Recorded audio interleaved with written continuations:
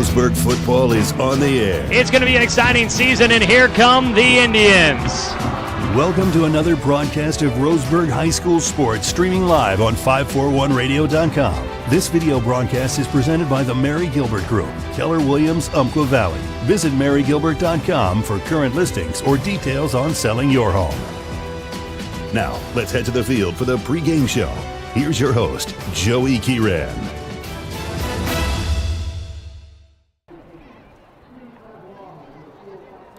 Hello and good evening, everybody. Welcome to the Umpqua Valley and Finley Field on the campus of Roseburg High School. It's time once again for Roseburg football here on CBS Sports Radio 1490 The Score. Tonight, the Roseburg Indians welcome in the South Medford Panthers in a Southwest Conference showdown. Two teams looking to try and put their stamp into the postseason. There's still a long way to go in the season, but tonight's game could be the crux in the calendar year for both of these teams. We'll see how it shakes out tonight as they kick off here from Roseburg High. The Indians come in on a 3-game losing streak, 2-3 overall this season, looking to get back on top of things and end a lengthy losing streak against the South Medford Panthers. Meanwhile, South Medford's out to a hot 4-1 start behind head coach Bill Zingler, one of the longest tenured coaches in the Southwest Conference. They've got a hot start. They're looking to keep it going as they get a little bit closer to make it into the postseason. And they're trying to get back to a possible Southwest Conference title that they had 2 seasons ago. Should be a great one for us tonight as we get underneath the lights here at Roseburg High School. As we make our way through tonight's Roseburg Country Club pregame show, we welcome you into tonight's broadcast and thank you for tuning in for Roseburg football.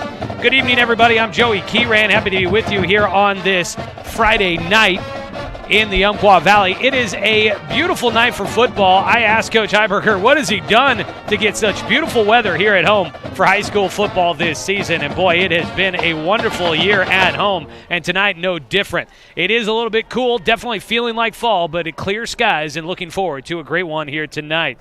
Coming up in the pregame show, we will get a chance to catch up with Coach Heiberger in our Tim's Appliance pregame coaches interview, so stay tuned for that coming up here in just a moment. This is the Roseburg Country Club pregame show. Golf memberships start at just $108 per month, and social memberships start at just $49. Make sure to give them a call at 672-5566.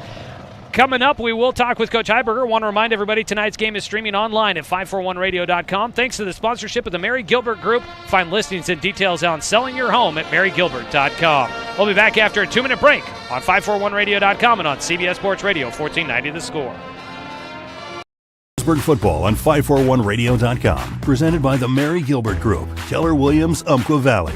Mary has over 20 years of experience in real estate in the Roseburg area and the surrounding communities of the Umpqua Valley. Mary and her partners love to handle all types of real estate transactions, from new construction to resale homes, multifamily homes, ranches for sale, timber properties, waterfront properties, and commercial properties too.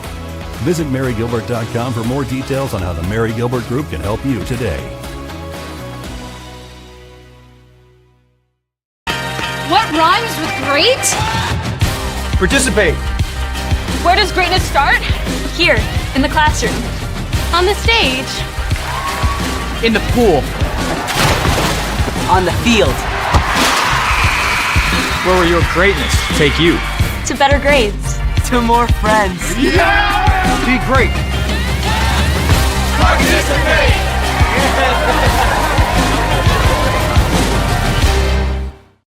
It's easy to spot people who participated in high school sports and activities. Right on time.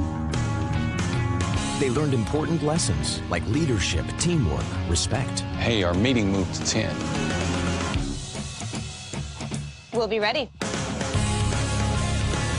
Values that last a lifetime. We need to focus on 3 factors. Support high school sports and activities in your community. When kids take part, they get set for life. Looking for more local sports coverage? CBS Sports Radio 1490 The Score has you covered. Check out our homepage at 541radio.com for sports stories, scores, and podcasts. And follow us on social media. 1490 The Score is on Twitter, Facebook, and Instagram. And take the station with you wherever you go with the 541 Radio app. Download the app in your smartphone's app store and get access to a live stream of the station, sports stories, podcasts, and easy messaging with the station and others.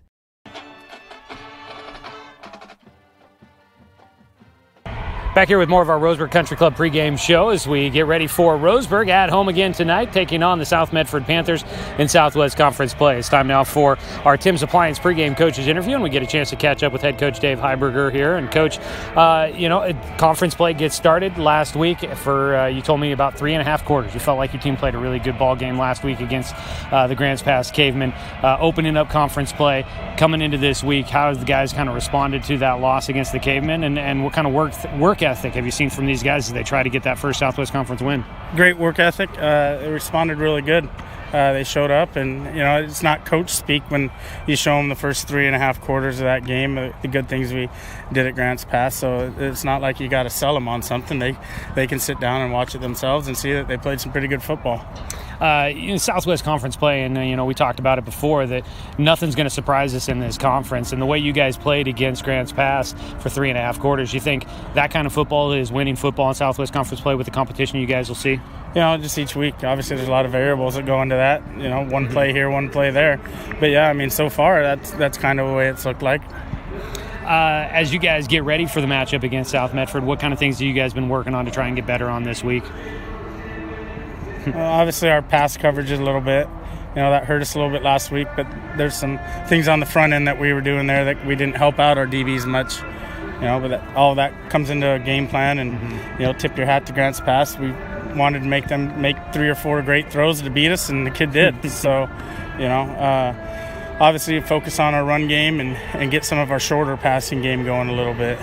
Last week we saw a nice performance out of a number of backs. You guys rack up over 200 yards on the ground, but the star was Carson Thompson, the senior, coming back. It seems like got a little dinged up there earlier on in the season, but gets a chance to get back out on the field. What'd you think of his performance a week ago? Yeah, he runs the ball hard. Generally, his legs are a little fresher because he doesn't go as much on defense, and so he's a good spark plug for us, and proud of how hard he runs the ball. How do you expect to use him here tonight as you guys get ready? I know Doran probably still mixes in to that run game, but after a nice game for him, how much do you guys plan to try and use maybe 2 different backs this week? Yeah, we'll try and rotate. We try to keep fresh bodies in regardless, and both those guys will be starting at linebacker. And so some of that's just a feel, and some of it will depend on, how South Medford lines up defensively. Speaking of South Medford tonight, we've seen them get out to a real hot start, 4-1 on their season. Seem like a balanced team that likes to run and throw. What do you expect to see from the Panthers here this evening? Well, just what you said, balanced. Bend but don't break defense, selective when they do send pressure. And, they got some speed on the edge. And obviously, it's a football program that's 2 years removed from playing in a state title game. And so obviously it's a very solid program and another good measuring stick for us. All right. Look forward to it tonight. That is head coach Dave Heiberger here in our Roseburg Country Club pregame show. That is the Tim's Appliance pregame coaches interview. We'll be back with more after this 2-minute break on 541radio.com and on CBS Sports Radio, 1490 The Score. The innocence of youth. Is there anything any better? But soon they'll be in high school and facing all the same challenges you faced. How to make friends, how to fit in, how to be cool. We want our children to have everything they'll need to live fulfilling and productive lives. Make sure the kids in your family are among the more than 120,000 participants here in Oregon who take part in high school sports or activities. Looking for more local sports coverage? CBS Sports Radio 1490 The Score has you covered. Check out our homepage at 541radio.com for sports stories, scores, and podcasts. And follow us on social media. 1490 The Score is on Twitter, Facebook, and Instagram. And take the station with you wherever you go with the 541 Radio app. Download the app in your smartphone's app store and get access to a live stream of the station, sports stories, podcasts, and easy messaging with the station and others. At Brooke Communications, our job is to get results for your business, period. We can take your story and tell it to the people you want to reach in a way that compels first-time clients to become repeat customers. We get them through your door so you can do what you were meant to do. Proclaim your sales message to the largest audience of any media company in Douglas County. Brooke Communications dominates through the power of 5 radio stations and 541radio.com. Results amplified. Locally owned. Brooke Communications. I am a nurse, a firefighter, a college student, a mother, and I am an American soldier. I will always be ready for every storm and disaster that threatens my community. I will always be there to protect my neighbors, my family, and my country. We are the Army National Guard. We are the Army National Guard. We are the Army National Guard. Visit nationalguard.com to learn more about part-time service. Welcome back, everybody, here to Finlay Field in the Roseburg Country Club pregame show. Golf memberships start at just $108 per month. Social memberships for just $49. Call 672-5566. The Roseburg Indians are getting ready to take the field tonight. They host South Medford. Roseburg coming in ranked number 34 by the OSAA. 2-3 in the year as they come out onto the field, ripping through the banner from the cheerleaders tonight. Roseburg will head out there. They're 0-1 in Southwest Conference play after last week's 42-21 loss against Grants Pass. South Medford comes in. This is their conference opener, 4-1 on the year, coming off of a win 31-9 at McNary last week. So they were hosting McNary last week, and South Medford coming in looking to start out conference play, ranked number 24 by the OSAA. Let's take a look at our Supercut starting lineups for tonight in the Steelhead Run Plaza across from Starbucks on Garden Valley Boulevard. Save time and check out styles online at supercuts.com. For the visiting South Medford Panthers, head coach Bill Singler's starting lineup will look about like this. Up along the front line, Jack Stanley, Jacob Hermit, Jackson Robertson, Max Adams, and Gio Rios up along that front line. At the quarterback position, it's the transfer from North Valley High School in for his senior year. Torrin Tuttle leading the way. He has thrown for 1,119 yards and 15 touchdowns, only 3 interceptions so far this season. Zach Miller gets the start at running back after 30 carries, 186 yards so far. But you'll also see a heavy dose of Bryson Gutches out of the backfield as well. He had his varsity debut last week, ran for 164 yards against McNary. Not a bad way to start out for the sophomore. In the wide receivers core and in the other skill positions, Austin Boster, the senior all first team conference last year, gets the start tonight. Trey Alvarez, Carson Coda at tight end. Fullback, if they use him, would be out there. That'd be Carson Joe, but they all will start out there with Mitchell Walker as one of the other wide receivers in this offense. They can spread it out or they can power option for you as well. On the defensive side for South Medford, along the front line, Justin Josephson, Jacob Hermit, Nathan Roars, Nate Krupp. In the linebacker crew, you've got Luke Allen, Nick Varner, James Duane. And the secondary, you've got Rouge, Sharor, Kayla, Barney, Riley Haim, and Mitchell Walker. That is your Supercut starting lineups for the visiting Panthers. Taking a look at the offense for the Roseburg Indians tonight, Blake Watson, Kaden Gingrey, Colton Jordan, Hunter Blix, and Alex Woodring up along the front line. Jay Stoffel, the senior quarterback, leading the way for Roseburg. He's thrown for 765 yards, 7 touchdowns, 6 interceptions so far through the season. He'll hand off in the backfield to Doran Gillespie, getting the start, the senior, second-team All-Southwest Conference 2 years ago for the Indians. He was an honorable mention selection last year. Carson Thompson will get time in the backfield, as we heard from head coach Dave Heiberger as well. In the skill positions, Skylar Moore, Lara Call, Garrett Zyment, Carson Six will all get time out there, along with Colin Reitman, Austin Parker as well. Out there on the defensive side for Roseburg, Hunter Blix, Blake Ronk, John Pike up on the front line. In the linebacker core, Rourke Martin, Doran Gillespie, Lara Call, and Carson Thompson. And in the secondary, Carson Six, Garrett Zyment, and Colin Reitman. That is your Supercut starting lineups tonight for the Roseburg Indians. We'll take a 2-minute break, come back with kickoff and some thoughts from Josh Nelson as he joins us in the broadcast when we return on 541radio.com and on CBS Sports Radio 1490 The Score. Football on 541radio.com. Presented by the Mary Gilbert Group, Keller Williams, Umpqua Valley. Mary has over 20 years of experience in real estate in the Roseburg area and the surrounding communities of the Umpqua Valley. Mary and her partners love to handle all types of real estate transactions, from new construction to resale homes, multifamily homes, ranches for sale, timber properties, waterfront properties, and commercial properties too. Visit marygilbert.com for more details on how the Mary Gilbert Group can help you today.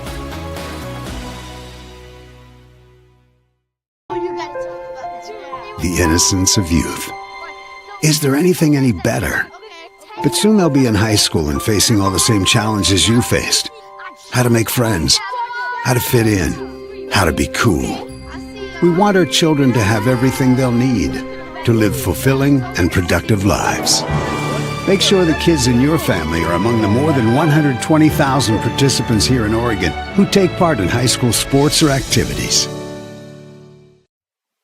Hey there, sports fans. Thanks for watching this local sporting event online at 541radio.com. Did you know there's more than one way to watch games online? You can watch games on your laptop or desktop computer, your tablet, or even your smartphone just by going to 541radio.com. But we also use YouTube to stream all of our video broadcasts, which means you could be watching this game on your big screen TV with a number of different streaming devices. You can stream our live YouTube broadcast through your PlayStation or Xbox gaming device, or through streaming devices like Google Chromecast, Apple TV, or Roku. There's plenty of ways to follow this live local sporting event. Plus, you can find past events archived on 1490 The Score's YouTube channel. Find us on YouTube and subscribe today to keep up with the latest in local sports coverage. Hi, my name is Mark Martin. Thanks for watching Roseburg Football on 541radio.com.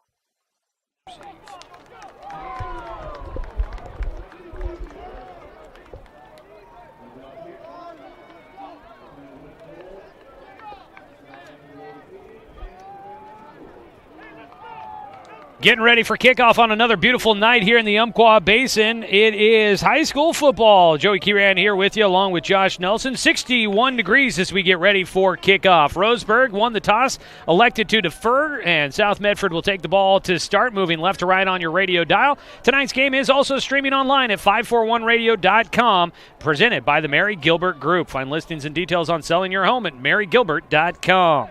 I want to thank everybody for tuning in for the Roseburg Country Club pregame show there, getting ready for kickoff in the start of our game. We welcome in Josh Nelson, the other part of our broadcast team here from Roseburg High School tonight. Josh, as we get ready for kickoff, Roseburg riding a 3-game losing streak, trying to get in the win column for the first time since the 3 weeks ago, and the first time in Southwest Conference play. Looking at tonight's matchup, what do you think are some of the keys to tonight's game for the Roseburg Indians? So defensively, Roseburg's got to keep everything in front of them. Last week, they scored with 7 minutes remaining in the game. It was a 28-21 ball game, but then gave up an 85-yard touchdown. You can't do that this week. You got to make sure in the secondary everything stays in front of you. And then offensively, you got to make sure you do more than go 3 and out. You got to convert on those third down conversions.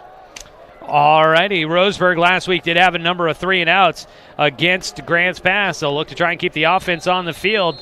Kicking it away will be Keanu Christner. The right-footed kicker puts a high, short end-over-end kick to about the 27, taken by one of the upmen for Grants Pass. He weaves his way through the middle of the return coverage team, and with the return, it is James Duane, the tight end / linebacker, makes his way out to the 41-yard, out to the 43, it looks like, is where they'll spot him, and it's a great start for South Medford as they send the offense out on the field. They start with the ball at their own half of the field, but out near midfield, it'll be Doran Tuttle, the senior from North Valley, transferred in from the 4A level. He was a 2-year starter for North Valley, actually earned honorable mention all-conference selections in his last year there with North Valley, but he comes to South Medford, gets a chance to be the starting quarterback. He's had a good go of it, 75 for 121. He's connecting on 62% of his passes for 1,119 yards, 15 touchdowns, and 3 interceptions so far. We'll see what he does here to start out the game as he starts in shotgun.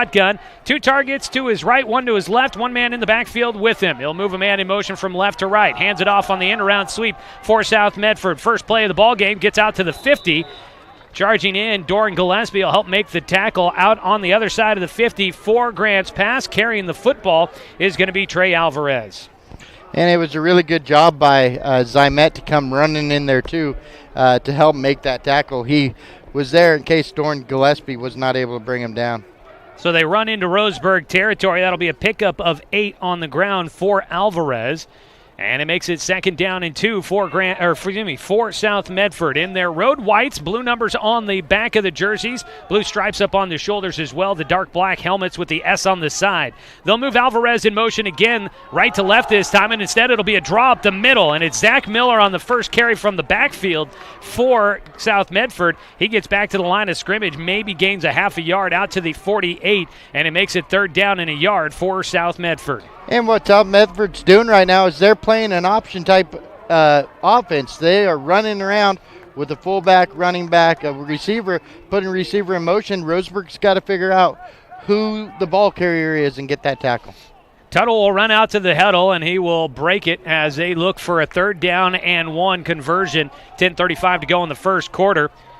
Tuttle under center. They bring the fullback out, Carson Joe, with the I formation. They give it to Miller running left side. He'll go through an arm tackle, gets to about the 1st down marker, stays on his feet, finally gets brought down. It's not a big gain, but it's enough as they get it to the 45. They'll convert on 3rd down and short, picking up about 3.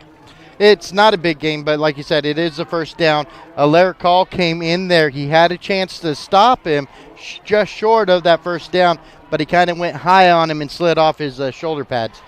So it makes it a 1st down for South Medford. They're 1 for 1 on 3rd down so far on the ball game. 10:15 to go here in the first quarter. I formation again. Joe, the fullback. The deep man is Miller. And whistles will blow before the next play, and already a timeout down on the field for South Medford. We'll take it early as well, get these commercial breaks in. 10:09 to go in the first quarter. Scoreless ball game. We'll take a 30-second break and come back with more of the action for you from Roseburg High School on 541radio.com and on CBS Sports Radio, 1490 The Score. I am a nurse, a firefighter, a college student, a mother, and I am an American soldier. I will always be ready for every storm and disaster that threatens my community. I will always be there to protect my neighbors, my family, and my country. We are the Army National Guard. We are the Army National Guard. We are the Army National Guard. Visit nationalguard.com to learn more about part-time service. Explain that.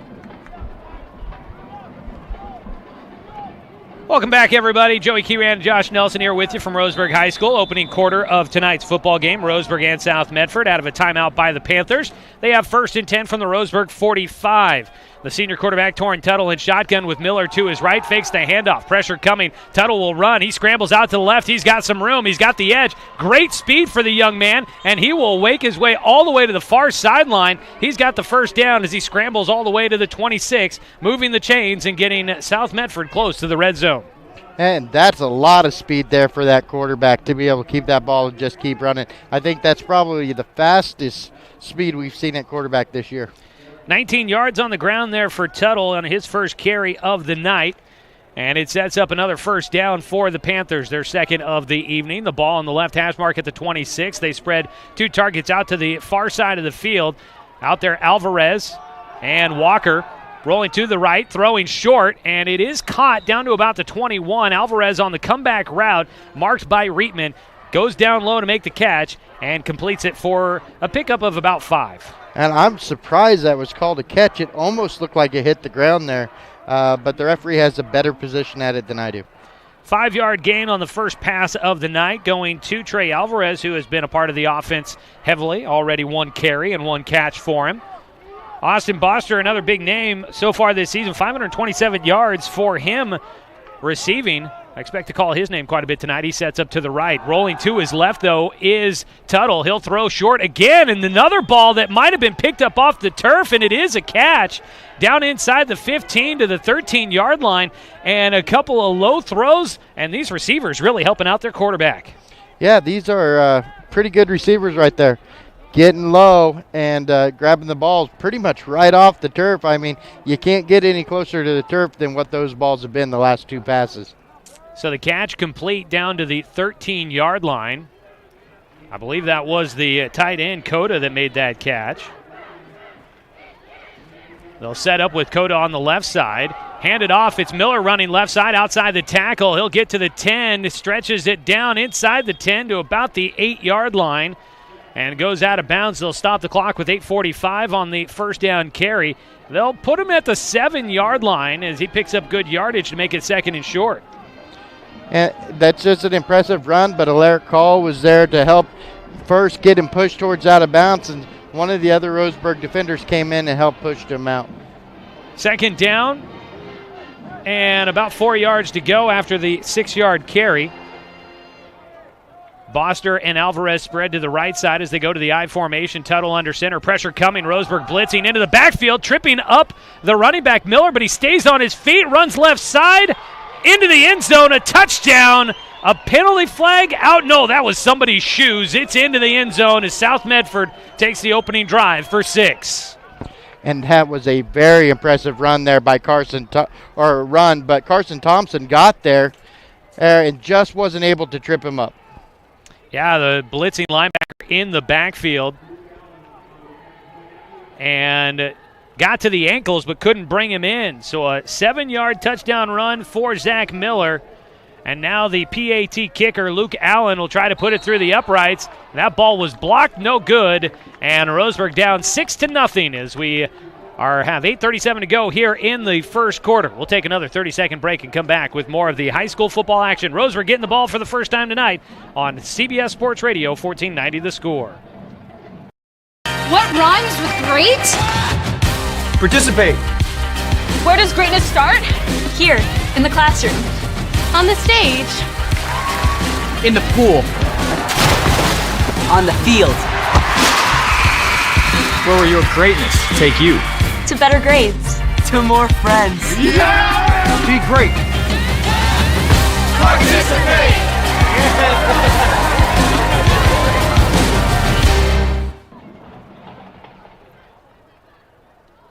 8:37 to go in the first quarter, 6-0 the score. South Medford in front. We see an impressive drive from the Panthers to start out the ball game. It was an impressive drive by the Panthers, but it was a great drive too for the Roseburg defense.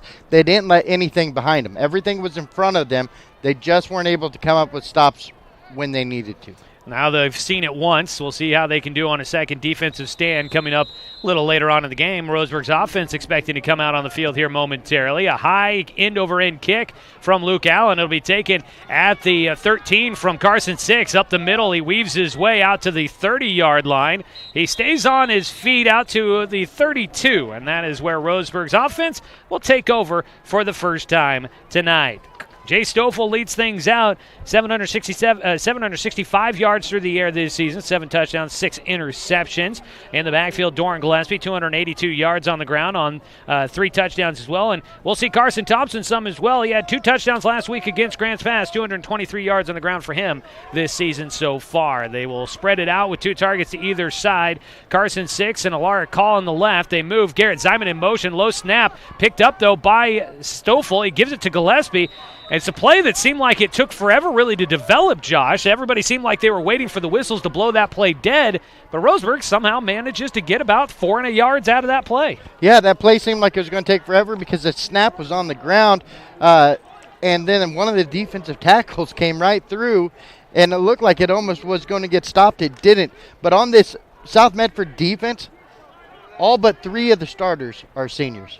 Skylar Moore spread out to the far side of the field. Colin Reitman will go in motion. Again, they give it to Gillespie running right side over the tackle. He gets spun over the tackler out to about the 39-yard line. It'd be a pickup of 3.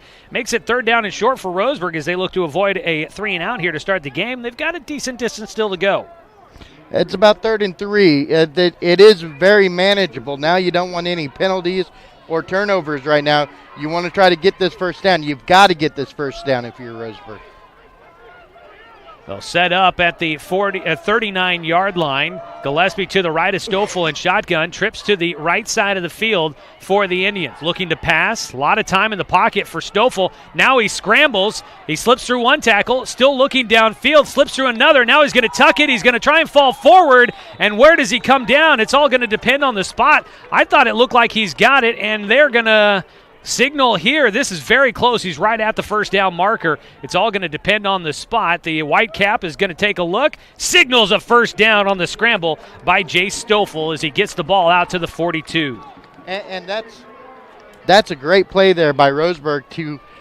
That's the most time I think we've seen Stoffel have in the pocket. It took forever for a defensive player to get to them, and then he was able to scramble and get that first down. Great job by Roseburg. 1st and 10, Roseburg. Handed off on the end around for Reitman. He stays on his feet after one tackler tries to get him, and now they're going to push him back. A lot of strength there on the upper body for Reitman, at least keep himself up with the offhand. And he gets about a yard on the pickup out to the 43. And it'll make it 2nd down and 9 for the Indians, not picking up much on first down.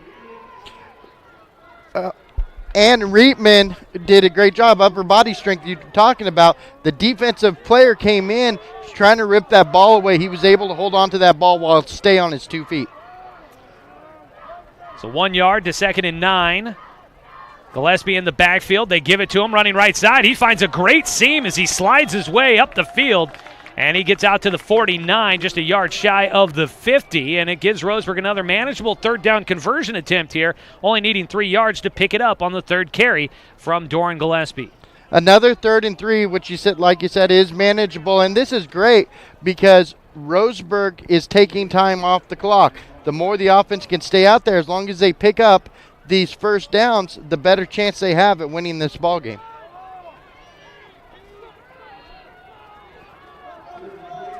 So it'll make it 3rd and 3. The ball near the middle of the field, both between the hashes and near the 50. Fake one handoff. Give it to Gillespie on the draw, and he goes across the 50 and looks like he's got the distance for the first down as he makes it to the 46. That'll move the chains as Roseburg continues to plod down the field. It's a great job by Gillespie finding the hole. Great job by the offensive line by opening up that hole for Gillespie. Last year, Roseburg won the time of possession and everything against the South Medford team, but still ended up losing. They need to make sure they convert on all of those 3rd and longs. And they got to get points. Yeah, they got to get the points and finish off the drives. 5 minutes still to go here in the first quarter. It's a keeper as Stoffel pulls it late. He switches hands with the football, and he found his way through the defense. He made one man miss, got a late block that helped him out, and things open wide up for Jay Stoffel as he gets down near the red zone to the 21-yard line, and Roseburg moving into South Medford territory. It was a great job by Stoffel. He read the D in, crashing in on the run, pulled that ball, kept it, and was able to pick up a big first down. For Jay Stoffel, a 25-yard pickup on the ground for him. And for this season, for Jay Stoffel, that's his longest carry of the year. He hands it off now. Carson Thompson in. He finds his way down to the 10-yard line and inside the 10, down to the 7. It's another first down run, and the Indians have 1st and goal. Very impressive running by Carson Thompson. Carson Thompson is doing a great job so far with the little bit of running that he's been able to do. He's only been in the game, played in 4 games, and he almost has as many yards as Gillespie. 8 plays on this drive for Roseburg. Every one of them has been a run. They tried to pass once, and Stoffel ended up scrambling for the first down. He faces 1st and goal now from the 7. It's a keeper for Stoffel again, rushing right side, and he gets in. A penalty flag out late. There was a defender holding his arm out as if he was trying to draw the penalty flag for a hold, and I think they're going to get the call. Our crew tonight from the Douglas County Football Officials Association, Mark Turney, the white cap, the referee, making that call from back behind the offense, and he will signal a hold against Roseburg. And those are the situations in the red zone you don't want to get into if you're Roseburg. I'm surprised the White Hat actually threw that flag all the way to the other side of where he really was for that flag, but it was obvious holding on Roseburg's part. So the 10-yard penalty puts it back out to the 11. So they marked the penalty off from the 1-yard line. So a run down to the 1 for Stoffel. Picked up 6 on the play. But then they put the penalty back to the 11 after Roseburg gets called for holding. And they are going to run the play up the middle, trying to get inside the 10 again, and Roseburg gets turned back. Not much doing on what was 1st and goal from the 11. Will turn into 2nd and goal from just about the 10. And holding penalties, anything on first down, when you do that, that's a drive breaker right there. So very short field in the red zone, not a whole lot you can work with. The field gets narrowed down quite a bit, so you've got to come up with something to beat this senior defensive front of South Medford. 2nd down and goal from just outside the 10. Looking to pass. Stoffel, time. He'll fire in a tight window, and the receiver had a man all over him, and a penalty flag comes out at the very end of the play. I believe that was intended for Carson 6, and this might just be a penalty against South Medford here. Yeah, it looked like pass interference. Looked like he got there just a little bit early, and yeah. Wait for the call here from the Whitecap. Again, Mike Turney. It is against the defense. Mark Turney, excuse me. Also, John Woodward, John Bruns, Eric Pacheco-Lillard, and Neil Stearns, our crew out there tonight. And it's going to be pass interference on Mitchell Walker is who they're going to call for that pass interference.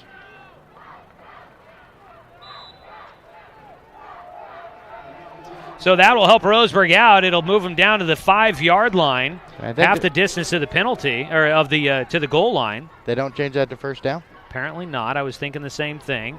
It's 2nd down and goal from the 5. Handed to Thompson. Speeding up the middle. He sprints across the goal line. Carson Thompson in his 3rd rushing touchdown of the season. And this time he strikes from 5 yards out. And the Indians have tied it up against South Medford. Pending the extra point, they could give them the lead. 3:28 to go. Carson Thompson, his 3rd rushing touchdown, had his first 2 varsity touchdowns last week, but he gets a 3rd one here as he cashes in from 5 yards out. They're going to go for 2, and it is not there. Throwing to the end zone was Garrett Zymet, and he threw it over the top of everybody. So we stay at a 6-6 ball game with 3:28 to go in the first quarter. Come back after a 30-second break. Roseburg and South Medford tied on 541radio.com and on CBS Sports Radio 1490 The Score. Roseburg football on 541radio.com. Presented by the Mary Gilbert Group, Keller Williams, Umpqua Valley. Mary has over 20 years of experience in real estate in the Roseburg area and the surrounding communities of the Umpqua Valley. Mary and her partners love to handle all types of real estate transactions, from new construction to resale homes, multifamily homes, ranches for sale, timber properties, waterfront properties, and commercial properties too. Visit marygilbert.com for more details on how the Mary Gilbert Group can help you today.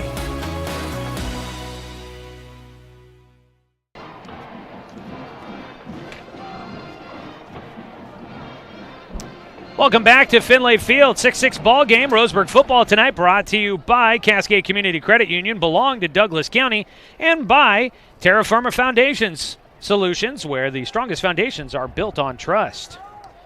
So Roseburg responds to South Medford's drive as they go down the field using the ground game the entire way. They passed only once. We got an injured South Medford player down on the sideline over there. All right, that'll be something to keep an eye on. It's another short kick. They keep it short, and the return man is going to weave his way out past the 35, gets hit from behind. This time it is, I could have swore that said 23. It does, and I don't have a 23 on my roster. Oh, that's Roseburg's roster. That's why I don't have a 23. It's Liam Stedman that returns the ball out past the 30, and South Medford will start once again in fairly decent field position out at their own 38-yard line.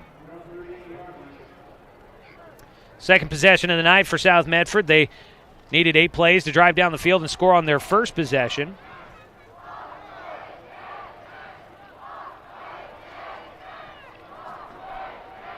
Tuttle will lead them out. Tie ball game at 6-all, closing minutes of the first quarter. Whips it out to the near side to Mitchell Walker. And Walker, the senior, makes the catch and gets it out to the 46-yard line. Not a first down, but close on the third pass of the night for Torrin Tuttle. Yeah, it looks like it's, 3rd and 8? Gets it out to the 46, so he second and 2, I mean. Yeah, picked up 8 on that first down play, so 2nd and 2. And South Medford's doing a more of a traditional offense that Roseburg pretty much plays. They're running a spread, or they've got a tight end on this side, trips on the other. Trips to the left side in this formation. Handed off, running up the middle. It's going to be the sophomore, Bryson Gutches. Gutches, the sophomore, 5'5", 150 pounds. Made his debut last week, and Josh, it was a good one. Yeah, it was definitely a good one. He did a great job at running last week. He moves the chains here, gets out to the 49, picking up 3. Last week he had 19 carries for 164 yards. He had a long of 73. Didn't get into the end zone. He had that 73-yard run that ended just shy of the end zone. But he had a very nice debut for South Medford. He is a running back to watch for a few more years for this Panthers squad.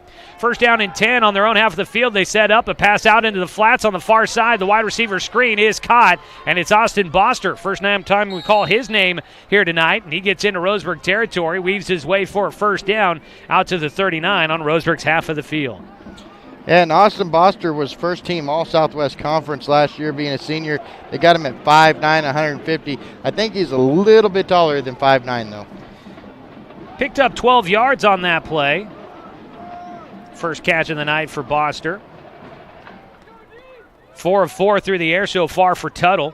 It's another first down out at the 39, Roseburg's half of the field. 2:17 to go here in the first quarter, tied at 6. A shotgun snap to Tuttle, looking left. Now he'll be flushed. He's trying to bounce it outside the pocket. Pressure coming. Pike was on him. He fires it downfield. Was he inbounds? Yes. Coverage from Carson, 6, right on top of Trey Alvarez down that far sideline, but he catches, stays just inbounds, and gets it to the 32 to set up second and short. It's second and short. This is the second time they got to 2nd and 8, and the next time being a first down, which this kind of plays a little bit in Roseburg favor. South Medford's moving a little bit quick right now. Roseburg took their time driving down the field to score.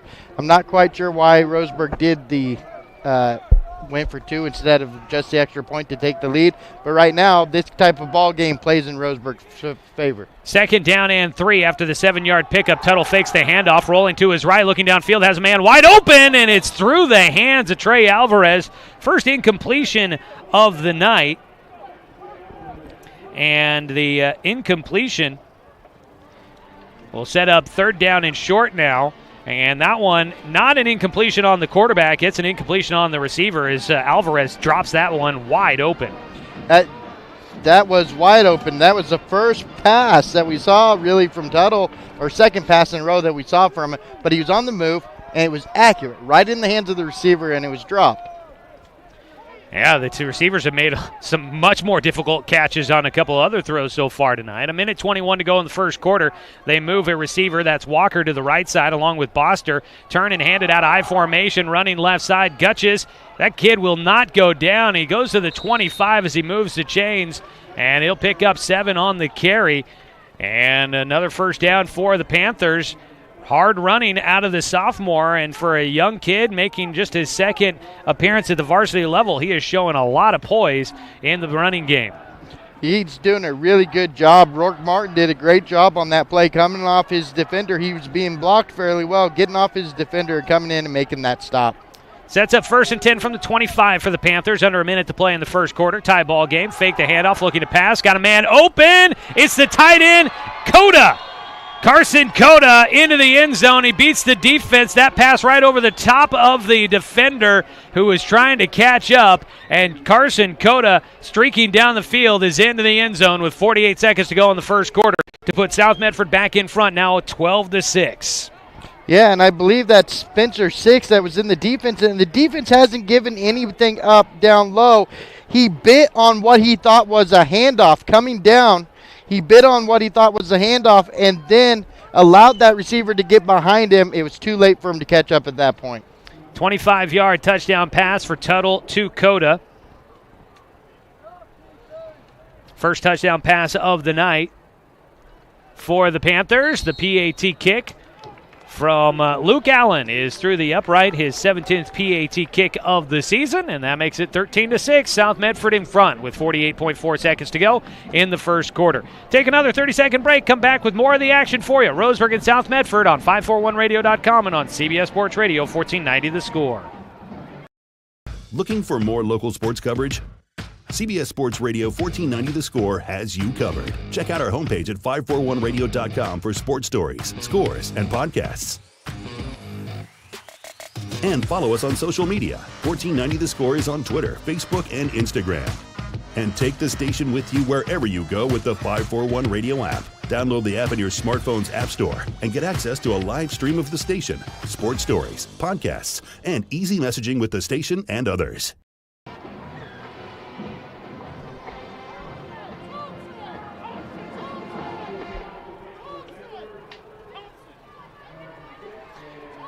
.4 to go. The Roseburg Indians will be receiving after another touchdown drive by South Medford to put them up 13-6. Both teams able to march down the field for scores so far here in the opening period. A boot, this one a little bit deeper, inside the 10 to the 7 for Carson 6. He'll follow the right hash marks up. Things open wide up. He's got his speed. If he can bounce it to the outside, he might get free. He gets tangled up by a shoelace, and a great return out to the 40-yard line. Make it about a 33-yard return on the kickoff by Carson 6. Things open up for him, and he finds some space to set up Roseburg in decent field position. Yeah, great field position. I think that's probably one of the best returns that we have seen from him. this year. It'd be really nice to see what happens if a solid lane opens and he uses that speed. He would be to that end zone very, very quickly. 40.8 seconds to go after the return. In shotgun is Stoffel. Moves Zyman in motion. Will turn and give it to Gillespie. Runs over the right tackle, and he just follows his blockers for a decent gain on first down from the 41 out to the 46-yard line. It'll be a pickup of about 5 for Gillespie on the ground, and clock ticking down to 23 seconds to go here in the first. A really strong run by Gillespie there. And the offensive line's doing a great job pushing that senior defensive line around. The entire defensive line for South Medford is a senior this year. It was a 4-yard pickup for Gillespie. They only give him the 45. Fake one handoff, give it to him again. Left side, things open up. He'll put his foot in the ground, gets upfield across the 50 to the 45 on the other side as the horn sounds to end the first quarter. Roseburg will take over in South Medford territory when we come back for the second quarter. 13-6, our score after 1 quarter of play. South Medford leading Roseburg here at Finlay Field tonight on 541radio.com and on CBS Sports Radio 1490 The Score.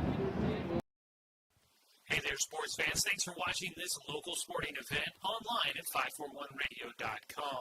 Did you know there's more than one way to watch games online? You can watch games on your laptop or desktop computer, your tablet, or even your smartphone just by going to 541radio.com. But we also use YouTube to stream all of our video broadcasts, which means you could be watching this game on your big screen TV with a number of different streaming devices. You can stream our live YouTube broadcast through your PlayStation or Xbox gaming device or through streaming devices like Google Chromecast, Apple TV, or Roku. There's plenty of ways to follow this live local sporting event. Plus, you can find past events archived on 1490 The Score's YouTube channel. Find us on YouTube and subscribe today to keep up with the latest in local sports coverage. Hi, my name is Martin. Thanks for watching Roseburg Football on 541radio.com.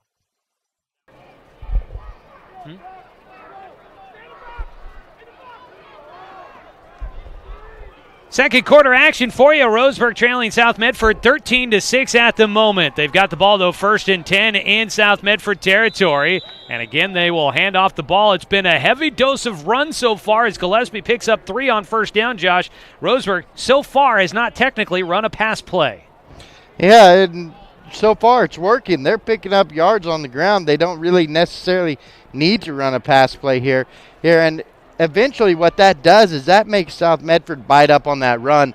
That pass will be wide open for a deep pass down the field. 7 carries so far tonight for Doran Gillespie, 35 yards. Carson Thompson has 3 as well for a touchdown. They give it to Reitman on the end around. He'll try and fight a seam. He just angles towards the sideline, spun his way inside the 35, down to the 34, and that's a first down carry, Josh, as Roseburg is continuing to just pound it away. Must have saw something on tape this week as they got ready for South Medford. Yeah, they must have seen something that just run this ball, and like I said, the more you run it, the more that South Medford will pack that box. They'll come in, the safeties will play in, and at that point you're going to be able to throw over the top. But I'm really surprised, like I said, that defensive 7, the front 7 there, all but one of them are seniors. One of them is a junior. 4-man front for South Medford. Roseburg, a couple of fake handoffs, give it to Thompson. He got hit. It was kind of a late and an awkward handoff to Thompson, but he was able to hold on, and then he squeezed his way through a quick opening at the line. He picks up 2 yards on the first down carry, got a little bit of something out of what was a tight spot, makes it 2nd down and 8. Roseburg football tonight brought to you by DC Farmers Co-op, where everyone's welcome to shop, and by Mercy Medical Center.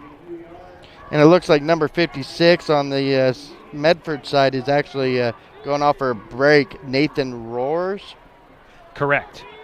It was a 2-yard pickup for Thompson, who has a touchdown tonight. He stays in the game, coming off a 98-yard performance last week. Turn and hand it to him for Stoffel. Slips through one tackle into the secondary, still on his feet. Inside the 30, down to the 28-yard line. And Roseburg's going to face 3rd down once again. And these 3rd downs that they are facing are manageable. This one's going to be about 2nd and 4 or 3rd and 4 here. As long as you can keep pounding that ball up and down the field, you're taking as much time off the clock. I mean, they're being very methodical about driving this ball down the field. And it's probably 4-down territory here. Trips to the left side for Stoffel. Thompson in the backfield with him. Skylar Moore, the one receiver, to the right side. No tight end in the formation. They give it to Thompson again. Might have been a traditional passing down on 3rd down and 4, but Roseburg goes to the run game. They get it close to the 25. It means they got about 1.5 yards to try and pick up, as it looks like. I imagine they go for it here on 4th. Yeah, I would imagine Roseburg goes for it on 4th down here, and it looks like they are. They're sending calling Reitman in right now. So I would imagine that you're going to see another run. It may be a swing run at this right here. They put Thompson in the backfield to the right of Stoffel in shotgun. And they will reset. Thompson was ready to go on a quick snap. 4th down and short here. They give it to him again. Thompson trying to push the pile, and his good second effort, his forward momentum, I think, takes him right near the sticks. This is going to be close, but it's going to depend on how good of a spot they get from the home field officials. And where that lines up, it should be a 1st down. Boy, that is really close, and they're asking everybody to move to get a good look at the sticks, and they may stop. Oh, they call it a 4th down turnover. They're not even going to measure. Oh, wow. I'm surprised they're not even going to measure that ball. And Coach Heiberger's coming out. I'm surprised they don't ask for a measurement here. He is asking for a measurement. Well, and I'm surprised they don't go for it to begin with, but I think they're going to bring the sticks out, and they are, and measure this. And the run went down just shy of the 24-yard line. And where they've got the ball actually spot right now, they're actually back about 3 inches, it looks like. Yeah. Because it wasn't there. It should be where the foot is on the mark. That should be the mark of the football. They're not putting the ball where his foot was. Chain crew will come out.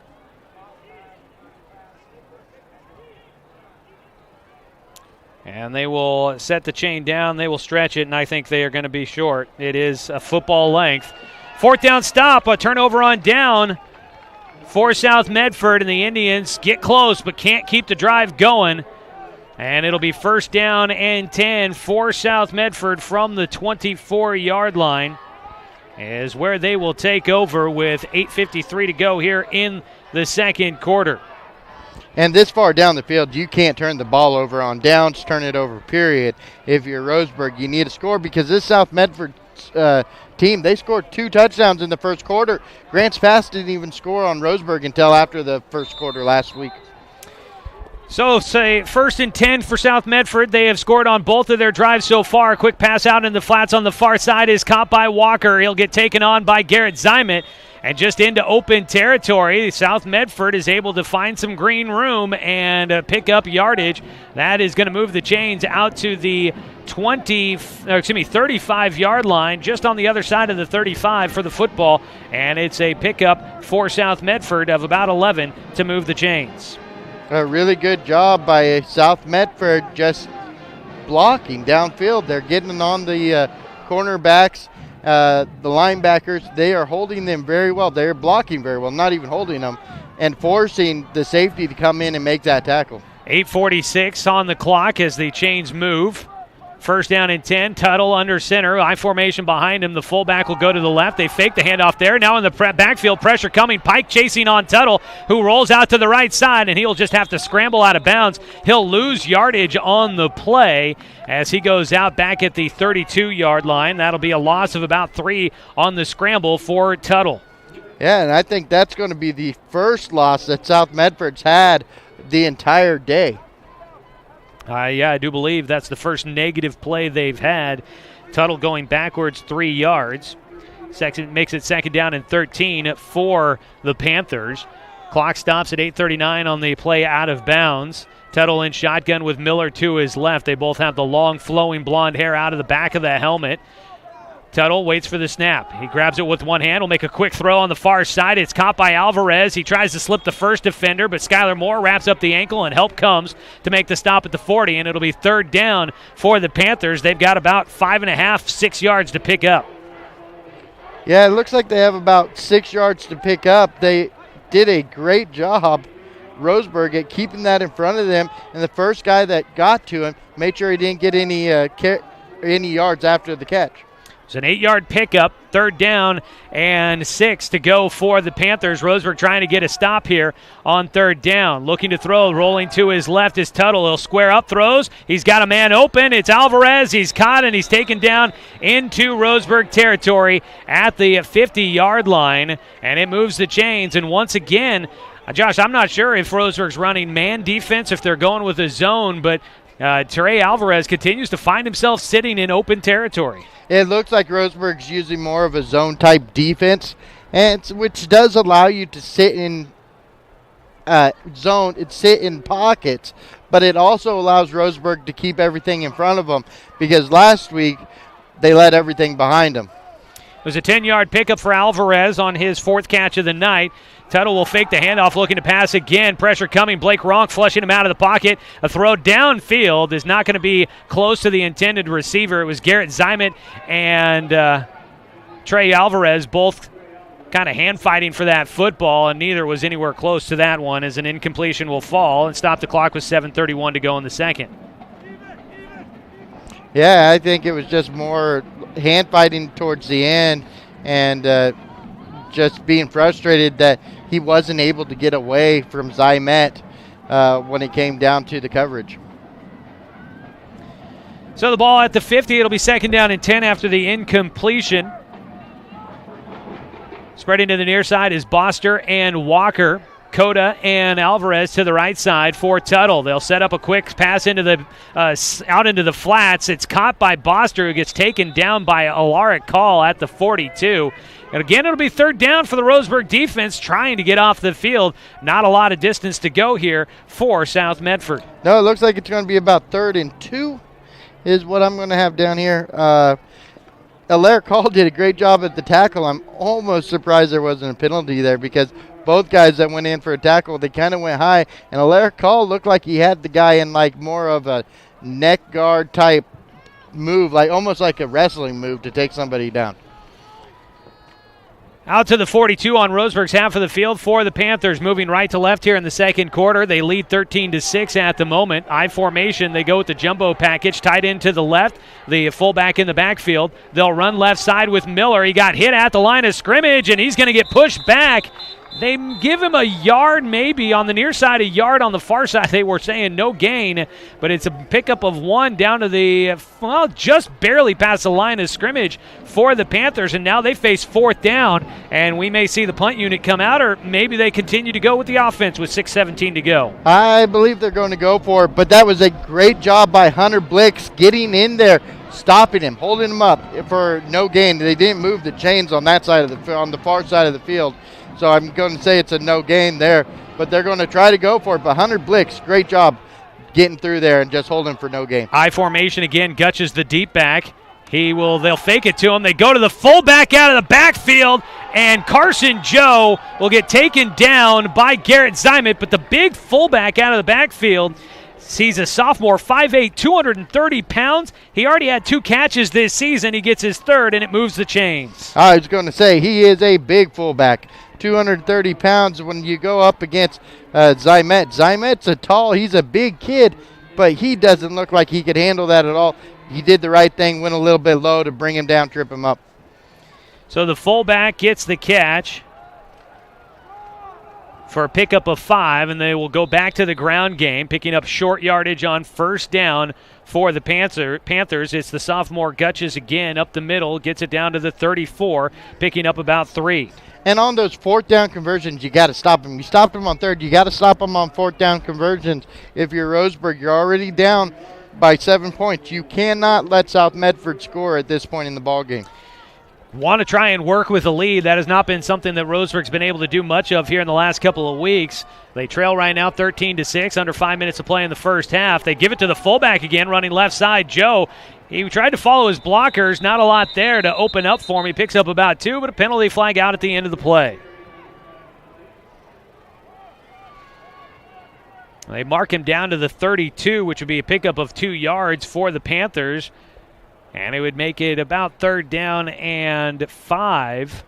But I got a feeling this is against South Medford. Yeah, it's against South Medford, and I got a feeling that Roseburg is accepting this penalty. It is a holding penalty.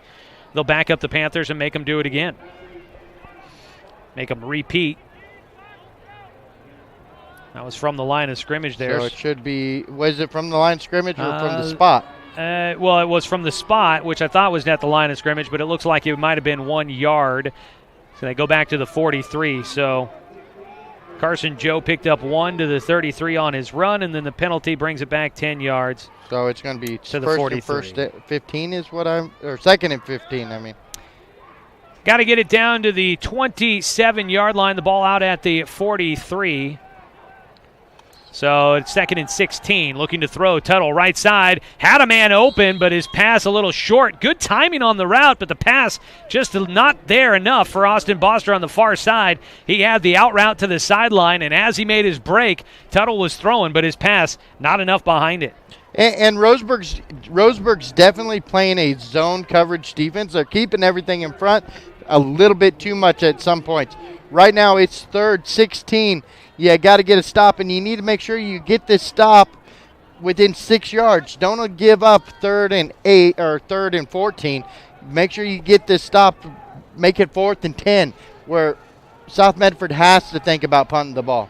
3rd and 16 here, and they will set up with 2 backs in the backfield. Gutches is one of them, Miller the other. They bracket the quarterback Tuttle, both staying in to help pass block. Tuttle's going to take off running. He's got to the 35. He's at the 30, making a man miss, and he has got close to the first down distance here as Tuttle gets it down to the 31, 32. It's going to be close on the first down distance. It's going to be really close. It looks like he's going to actually spot him short by a yard. Well, the white cap again tonight. Turney is going to take a look at the sideline and make a ruling on whether it's a first down or whether it'll be 4th down. I'd imagine South Medford doesn't care. They're going to run a play either way, and they're going to call for an official measurement here. Gives us time to let you know Roseburg football tonight has been brought to you by Good Vibrations, solutions for home theater and automotive audio. You can feel it at Good Vibes. And by Abby's Legendary Pizza. Oh, we've got high school football going on tonight, but we've also got college football going on. Josh, the Duck game, Oregon Duck hosting Colorado. How's that one going so far? Oregon is up on Colorado 7-3 with 2:46 left in the game. They were driving. They were pretty close to the red zone, but didn't score. Colorado got the ball back, so I'm not sure what happened there. But Oregon is ahead, taking their first drive for 7 points. They're ahead 7-3. I think I said down to the 32. I should say down to the 27. So it's gonna be 4. And it is just shy of the first down marker. It is the 27. So Tuttle picked up, or it is first down and inches. Tuttle picked up the 16 on that play. He sets up under center. They may just go with a keeper. He does keep it. Does he get enough of a push here? And the official on the near side looks like he's going to give it to him. Down to the 26-yard line. I have no idea how he actually got that ball because it looked like he was stopped. They're going to look again. If Roseburg was able to get the stop of the forward progress, they would get the 4th down stop, but they do not. It's a first down carry for Tuttle as he gets 2 carries to pick up the 16 yards needed. Once again, Roseburg gives up a 3rd and long, making it a very 4th and short that you cannot do. Last week, Roseburg's defense did the exact same thing. They gave up an 85-yard touchdown on a 3rd and 21. You can't give up long yards on a 3rd and long situation. 2 backs in the backfield again. The fullback, Carson Joe, in there. He'll set up to the right of Tuttle and Gutches to the left. You've got Coda and Alvarez spread out to the right side. They give it to Gutches. He's going to run right side. He slips through 1 tackle. He's got great speed. He's met by a couple of big linebackers, and he stays down on the ground. He immediately dropped the football after going down, and he is writhing in pain. He is ripping at his helmet, trying to get the helmet off. And he is in some pain down on the field. He picked up yardage down to the 23, I believe. Make it the 22, it looks like. Would have been good yardage on first down, but he is in some pain. The young sophomore has been a spark plug for this Panthers team. and we'll see what his situation may be. It kind of looks like the trainer looking at his right leg. And this South Medford team, Josh, has already been plagued by a lot of injuries at the running back position. Mason Devries, Isaac Dillon, Jamal Parnell, all of those were expected to be running backs used by the Panthers this season, and they've all spent time on the sideline with an injury. Some of them starting to work their way back, but they've had to go to a sophomore in Bryson Gutches to help carry the load, and he has done a great job of doing it, but he may be down with an injury now. Yeah, it's an unfortunate injury there. It looked like his foot went backwards when he went down on the tackle. It was Gillespie and Zymet that were both in there on that tackle. They tackled him hard, but it looked like as they were bringing him down, he kind of twisted behind him, and he kind of landed on it from behind with it behind him. So that's going to be an unfortunate injury there. I don't know if you'll actually see him come back tonight. He did pick up 5 yards on that first down carry, but he is still getting evaluated down on the field, looking at what looks to be his left leg, the knee or below. I can't quite tell exactly what they're looking at, but it is the lower left leg for Bryson Gutches. It'll be 2nd and 5 for South Medford when we return to action with 3:35 to go here in the first half. Tonight's game brought to you by Mahalo Heating and Cooling, your best choice for the finest indoor comfort control. Call them today at 672-6707. And by Fisher's Hearth and Home, serving Douglas County for over 30 years with the largest selection of wood, gas, pellet, and electric stoves and fireplaces in the area. That's Fisher's Hearth and Home.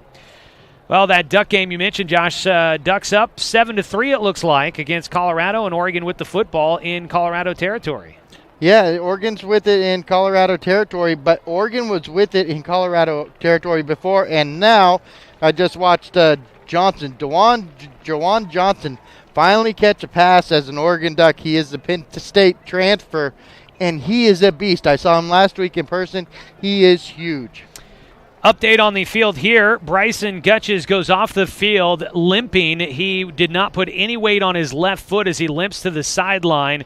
Wasn't really getting a lot of help from everybody. Wanted to do it on his own, but he was jumping on his right foot, goes straight to the bench, and unless they are able to tape it up and he's able to start putting some pressure on it, he's kind of walking a little gingerly on it now at the moment, but that looks like it could be an injury that keeps him out for at least the rest of this first half and evaluated at halftime. 2nd down and 5, though, for the Panthers. Looking to throw now as they get back to action. A quick route to the near side to Austin Boster. It is caught, and he works his way down to the 10, and it's going to be 1st down and goal for South Medford as they convert on 2nd down and take it to the 9. And those those defensive backs for Roseburg continue to play back, Josh, and that's allowing plenty of yards for those comeback routes for South Medford so far. Well, and right there was 2 people open. You had the running back open on the swing route, plus the receiver that caught the ball. Nobody was close to him. Nobody was within 5 or 6 yards of the ball carrier when the ball was thrown, let alone caught. 13 yards through the air for Tuttle to Austin Boster, his 3rd catch of the night. Miller will set up as the deep back in I formation as Tuttle goes under center. Boster and Alvarez to the left, and a timeout called. South Medford will burn their 2nd of the first half.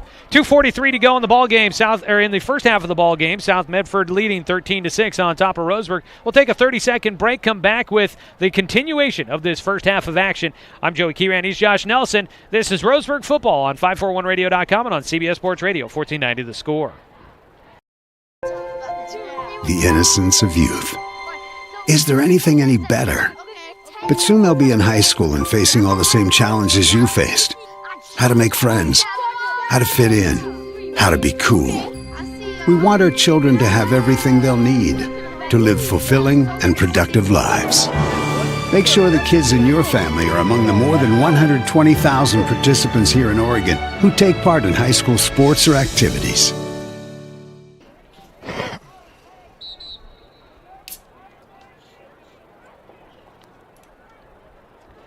Out of the timeout by South Medford, they've got the football inside the red zone. They've got 1st and goal with 2:43 to go in the first half. 13-6, the Panthers in front of Roseburg. Roseburg will get the ball to start the second half, but still plenty of time to go here in the first. They set up with the I formation for the Panthers. Tuttle under center. He'll turn and he fakes the handoff. He'll roll to his right, throwing to the end zone. His pass is low and out of bounds. The catch was made out of bounds by Trey Alvarez, but the official on that sideline says he carried himself out, could not get a foot down in bounds. I agree with that as well. I think that he was out of bounds, but let alone even if he wasn't out of bounds, he was bobbling the ball as he went out of bounds. He did not have possession of that football. Makes it 2nd down and goal from the 9 as they run the play out there for Tuttle. Roseburg trying to hold here. Last week, South Medford did kick a 20-yard field goal in the 4th quarter, so we do know they've got a kicker that can at least hit it from about here. 2 receivers move to the right side of the formation, Boster and Alvarez. I formation, fake the delayed handoff, looking to throw, going on the intermediate route, incomplete, intended downfield, I believe. That was intended for Alvarez down there, and that pass outside of his reach. Another incompletion for Tuttle, and now facing 3rd down and goal, they are the Panthers. And right now, if I'm Roseburg, I play man coverage on the receivers and make sure you contain the outside. Make sure the quarterback can't run and get a touchdown here. You know that South Medford's probably going to throw the ball, play man coverage, maybe a cover 0, cover 1 over the top, and then make sure you contain the outside. Make sure the quarterback can't get outside and try to pick up a touchdown here. Tuttle runs his way from the sideline back to the huddle with the new play call. They'll break it and head up there. Got to be cognizant of the play clock. Sets up in shotgun with Miller to his left, 2 targets either side, dropping back to pass. Going to go with the fade route to the end zone. Did he get his foot in? No! It was caught by Boster, but out of the back of the end zone. He couldn't stay in. He tried to reach for a foot down, and he doesn't make the play, and it'll be 4th down and goal for the Panthers. They go 3 times to the end zone and are unable to connect for the score.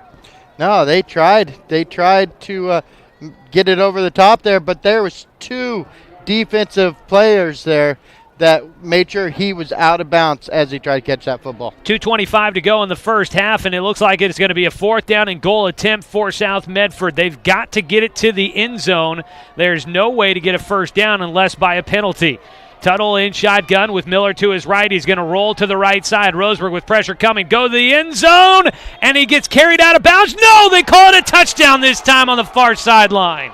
Into the end zone on the very edge of the sideline, and South Medford will pull ahead 19-6 with the extra point coming. Yeah, that was a very good play by South Medford. They were able to sit there and move that pocket, and as he threw, it was just a little corner route. I am real iffy. You look at our replay, whether or not that was an actual touchdown or not. Yeah, that one was, if the other ones weren't in, man, I can't believe they got that one in. Luke Allen with the PAT is through, and that'll make it 20-6. South Medford in front. We'll come back after a quick 30-second break and finish off this first half. This is Roseburg football on 541radio.com and on CBS Sports Radio 1490 The Score. It's easy to spot people who participated in high school sports and activities. Right on time. They learned important lessons like leadership, teamwork, respect. Hey, our meeting moved to 10. We'll be ready. Values that last a lifetime. We need to focus on 3 factors. Support high school sports and activities in your community. When kids take part, they get set for life.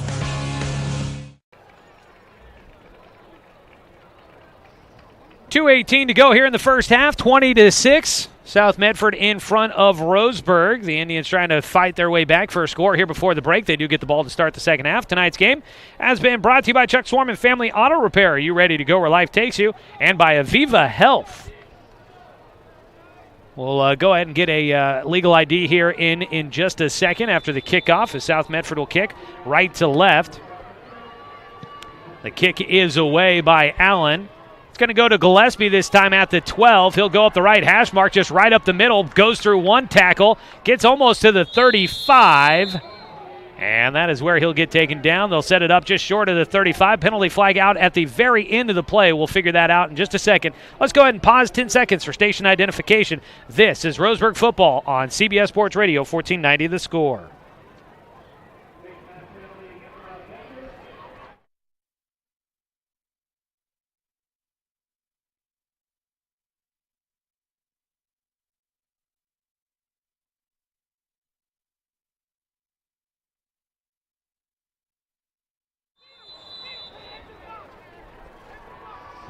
So, Josh, I was writing something down, the penalty. Did we see what happened there? It's a face mask penalty on South Medford, so it's a personal foul, 15 yards, or should have been 15 yards. It doesn't look like they even moved it. Seems like they might have at most moved it 5 yards, I thought. Might have been. It was a face mask against Medford, moved the ball out to the 39 for Roseburg is where they'll start with 2:12 to go here in the first half. They give it to Doran Gillespie, who sprints it out to the 48-yard line. And that's a pickup of 9 on the ground for Doran Gillespie. Roseburg has run the ball a lot. Have they even completed there's not been an official attempt for Jay Stoffel so far in this game. 9-yard pickup for Gillespie. They give it to him again. He gets to the 50, almost slipped through a tackle down at the ankles. Bringing down Gillespie is one of the linebackers for South Medford, and that is Justin Josephson, actually up along that front line. And back to the line quickly goes Roseburg as they get the ball down to the 46 in South Medford territory, trying to get a score quick here before the end of the first half. That was a 6-yard pickup on the ground by Gillespie. Now they pass it quick out into the flats to Zymet, and South Medford's there for it. First official pass of the game for Jay Stoffel, and he connects with Zymet down to the 43-yard line on first down. It'll be second and about 7 as Roseburg uses a timeout to take a break with 1:19 to go here in the first half. Tonight's game brought to you by Flyaway Travel. Contact their travel experts for your travel plans. Now located at 1445 West Harvard Avenue, or call them at 672-5701. Yeah, they've got to have seen. Roseburg saw something on tape, and South Medford can't stop the run right now. A Lara call on that last play there. He was a blocker. It was a receiver screen for Zymet, and a Lara call came off his block right as Zymet caught that ball, allowing the defender to come in and make the tackle.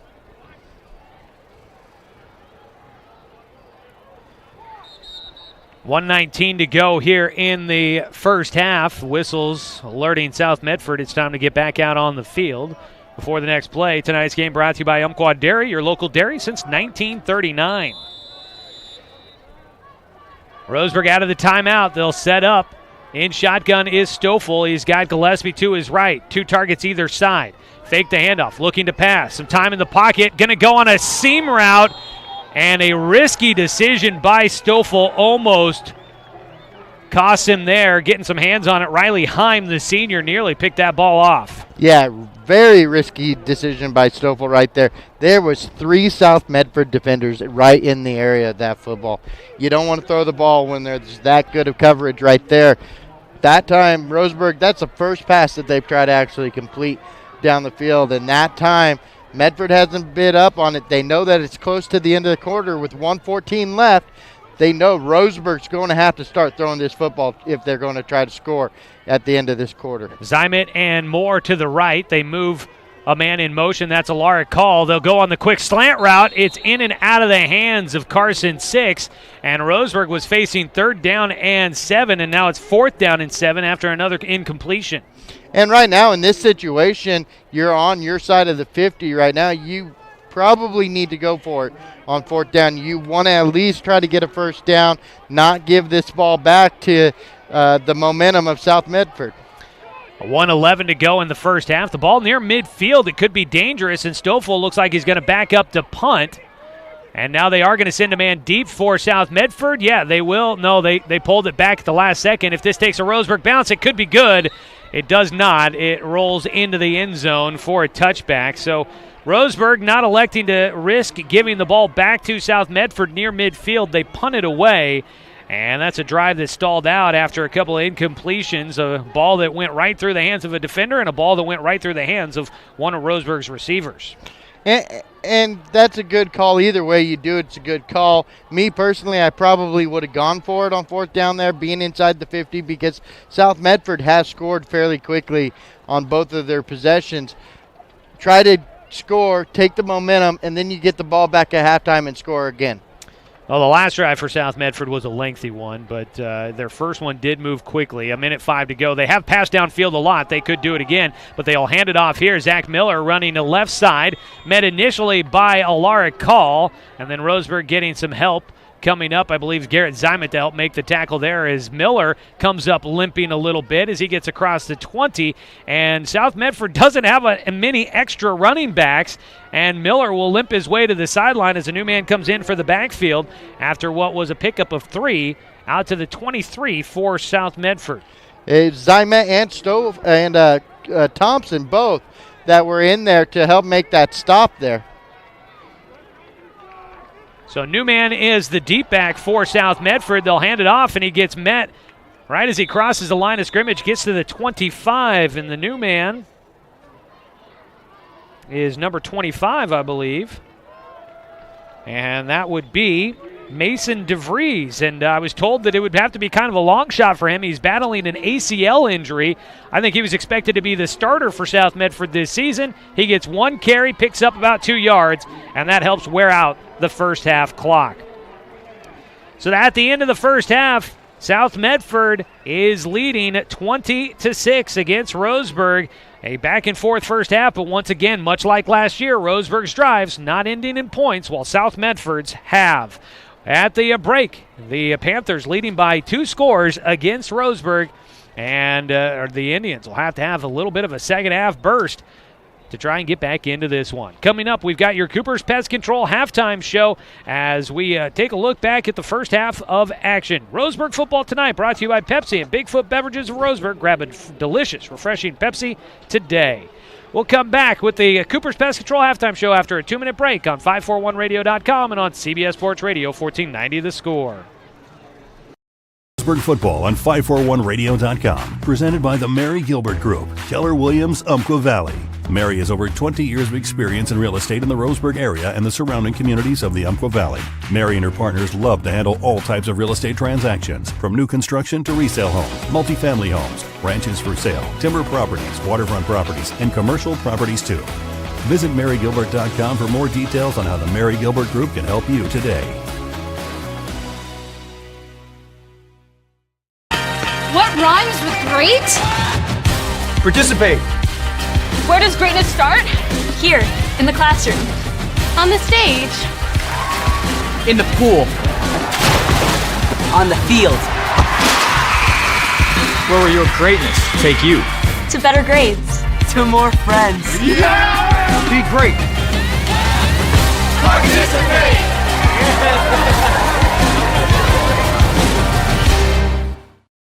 It's easy to spot people who participated in high school sports and activities. Right on time. They learned important lessons like leadership, teamwork, respect. Hey, our meeting moved to 10. We'll be ready. Values that last a lifetime.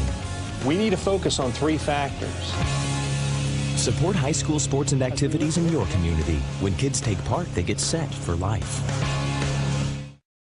Looking for more local sports coverage? CBS Sports Radio 1490 The Score has you covered. Check out our homepage at 541radio.com for sports stories, scores, and podcasts. And follow us on social media. 1490 The Score is on Twitter, Facebook, and Instagram. And take the station with you wherever you go with the 541 Radio app. Download the app in your smartphone's app store and get access to a live stream of the station, sports stories, podcasts, and easy messaging with the station and others.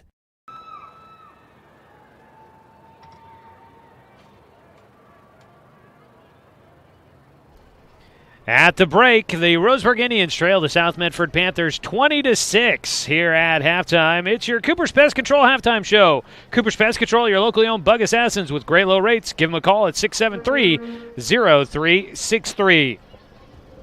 Roseburg in the first half doing their best to keep up with South Medford, but the Panthers have cashed in on their drives. Roseburg had one stall out in South Medford territory. A tough break for the Indians there as they were just inches away from keeping the drive alive. But here, after one half of play, the Indians trailing by 14 against the Panthers. Joey Kieran and Josh Nelson with you here on this Friday night. A big thanks to Lisa Sulfurich for helping out with the broadcast here tonight, running our video camera for us this evening. And we appreciate all the people that help make this broadcast possible. Back in the studio running the radio side of tonight's broadcast is Brenton Cranford. As we are at halftime, as always, the Roseburg Marching Band out there performing for us here at the break. They do, the football game is a lot of fun to watch, but the band makes halftime very enjoyable as well. They're getting ready for a big performance coming up at Grants Pass this weekend. They had a second-place finish at a competition not that long ago as well, so they have obviously put together a lot of work and done it very well, as everybody taking note of Roseburg and what they have done with their marching band. And they sure do make it look easy as they perform tonight. Take a quick listen to the Roseburg Marching Band here at halftime.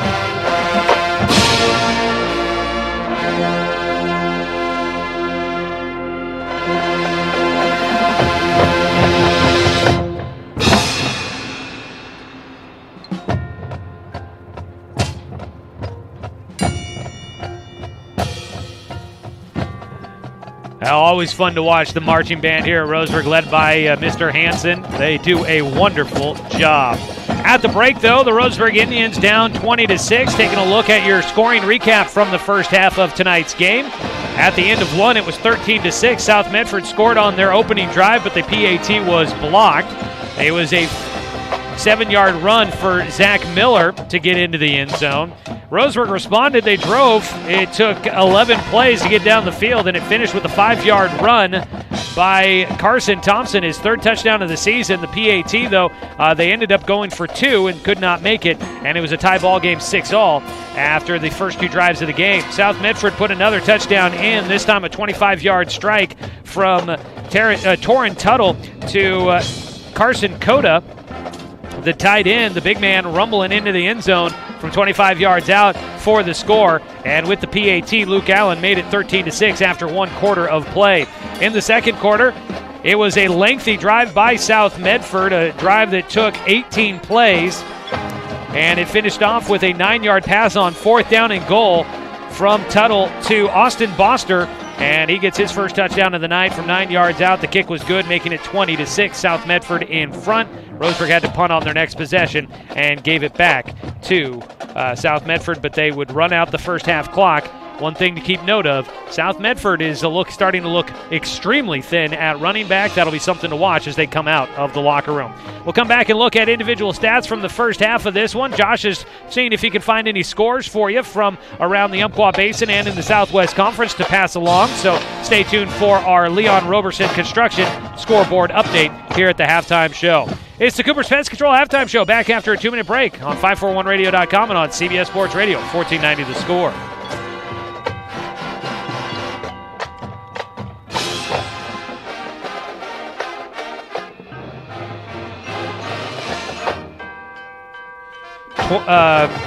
Bagley says 21-6, North Medford over Grants Pass at halftime is what he's hearing. You been able to find any other scores? Huh? Ace, what the heck?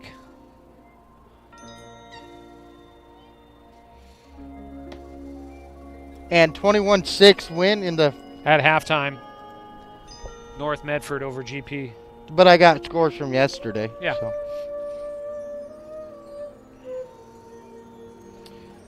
The Cardinals are, I think, losing in the playoffs. They were getting no hit until the 8th inning. Who's blowing a... Kind of rude.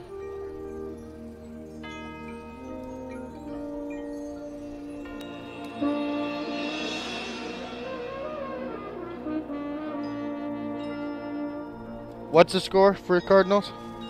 I don't know. I just saw that they were getting no hit. Are they the only one? They're the only ones playing tonight, right? I will look. Why is my wife calling me? Why is your ringer on? Because I had it for when she messaged. Washington Nationals are up 2-0 with in the top of the 9th.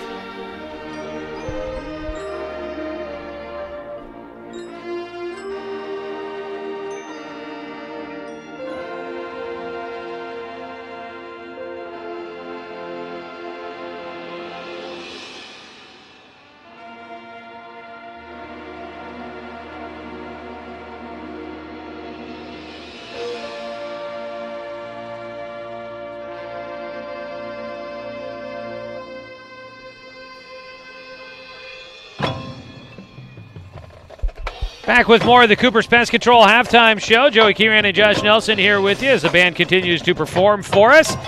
Take a look at our stat update brought to you by Lamert Orthodontics. Embrace Life. Call their Roseburg office at 673-0924. In the first half, 20-6, the score in favor of South Medford, starting with the visiting team. Doran Tuttle through the air so far tonight, 129 yards and 2 touchdowns. He has thrown it quite a bit so far this evening. Leading the way through the air, 42 yards to Austin Boster and the 1 score. Trey Alvarez with 4 catches for 30 yards. Looks like 13 completions total for Doran Tuttle. Also with 33 yards and a touchdown, Carson Cota, the touchdown from 25 yards. 2 catches for Mitchell Walker for 19 yards and a catch for Carson Joe for 5 yards to move the chains on an important 4th down attempt. Then you've got on the ground 20 yards on 6 carries so far for Zach Miller. He had a touchdown run of 7 yards, 18 yards on 4 carries for Bryson Gutches, and 4 carries for 33 yards for Tuttle. 1 carry for Alvarez for 8 yards, 1 for Joe for a yard, and also Mason Devries with a carry for 8 yards as he came, with a carry for 2 yards as he came in at the very end. That'll be something to watch going into the second half as you saw Gutches go down with an injury. He was on the trainer's table in the second quarter, and then Miller went off the field limping towards the end of the first half, and that brought in Devries for 1 play to finish out the first half for South Medford. We'll be watching. Devries has been out with an ACL injury that he sustained over the summer. He was an honorable mention selection last year for the Panthers at running back. Isaac Dillon and Jamal Parnell could be other options for him there, but they are coming off of injuries as well. Jay Stoffel through the air, 1 for 3 for 3 yards. Roseburg has not passed very much at all tonight and didn't do so until that final drive of the first half. Doran Gillespie on the ground tonight. He has got 9 carries for 50 yards so far. Colin Reitman with 2 carries for 9 yards. On the ground for Carson Thompson tonight, 7 carries for 30 yards and a touchdown. Jay Stoffel, 3 carries for 34 yards, and Garrett Zymet has 1 reception for 3 yards tonight. That is your Lamert Orthodontics stat update here in the first half. And Josh has been working on putting together some scores. We had some games yesterday to update you on as well, plus trying to check out some scores from tonight's action. So we will bring you the Leon Roberson Construction scoreboard update here during the Cooper's Pest Control halftime show. Josh? Hey, thanks, Joey. Add curb appeal and value to your home with concrete and masonry service from Leon Roberson Construction. Call 541-430-3930. So let's start at the top in the 1A. Yesterday, Elkton was defeated by Lowell 54-14. Also yesterday in the 1A division, North Douglas beat Oak Ridge in a shootout. They win 66-58. Myrtle Point was playing at Days Creek today. Still no score on that game, but that game did start at 3 p.m., so I'm sure it is final by this point. Butte Falls is at Glendale, and Camas Valley is at Riddle. Yoncalla at Mapleton. In the 2A, Rogue River at Glide, Reedsport at Coquille, and Oakland at Regis tonight. Yesterday in the 3A, Sutherland beat Harrisburg 45-7. And then today, Douglas is at Brookings Harbor and South Umpqua at Cascade Christian. In 6A, all the games are today. Sheldon at Jesuit. Sheldon trails Jesuit 35-14. At halftime, North Medford, or Grants Pass is at North Medford. North Medford leads Grants Pass 21-6. And then as for the Oregon Ducks game, it looks like Oregon just scored another touchdown to put them up 16-3, depending on the extra point there. And then in the top of the ninth, in the league championship series between the Cardinals and the Nationals, Nationals lead the Cardinals 2-0. All right, your Leon Roberson Construction scoreboard update. Josh, thank you so much here during the Cooper's Pest Control halftime show. And from that Duck game, Josh, tough news for the Oregon Ducks. Jacob Breland, one of the top receivers, it sounds like this is not a pretty injury for the young man. Might be a serious injury that keeps him out for a length of time. Oregon just starting to get healthy with their receivers, and the tight end might be a decent injury there from all reports that I'm seeing about this game. We're not we've got it on the tablet here in the studio, or up in the booth, but not keeping a close eye on it. I didn't get to see any replays on it. Did you? I didn't see any replays on it. Yeah. I actually got a text notification from my wife about him going out. Yeah, my friends were texting about it too, and they all are saying out for the game, and they're saying it looks very much like a blown-out knee, which would be terrible for that tight end who is one of the top tight ends in the country right now, been leading the country in touchdown receptions for tight ends. Well, and that's Justin Herbert's go-to target right now for the Oregon Ducks, so that is unfortunate for the Oregon Ducks, but he does have several receivers back. Maybe we'll get to see him throw to somebody else. That could be a possibility. Also coming up tomorrow, don't forget Oregon State football. We will have coverage starting at 3 o'clock for you as Oregon State welcomes in number 15 Utah to Corvallis. That game going on tomorrow. Casey James and Justin James, hopefully they enjoy the game coming up tomorrow. They won tickets from us here on 1490 The Score. We'll take a break, come back with the second half action for you. This has been the Cooper's Pest Control halftime show. Cooper's Pest Control, your locally owned bug assassins with great low rates. Give them a call at 673-0363. Roseburg football continues with the second half after this 2-minute break on 541radio.com and on CBS Sports Radio 1490 The Score. Football on 541radio.com. Presented by the Mary Gilbert Group, Keller Williams, Umpqua Valley. Mary has over 20 years of experience in real estate in the Roseburg area and the surrounding communities of the Umpqua Valley.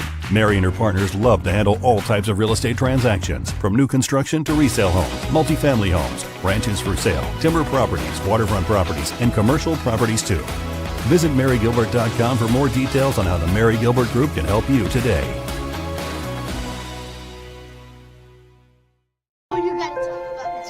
The innocence of youth.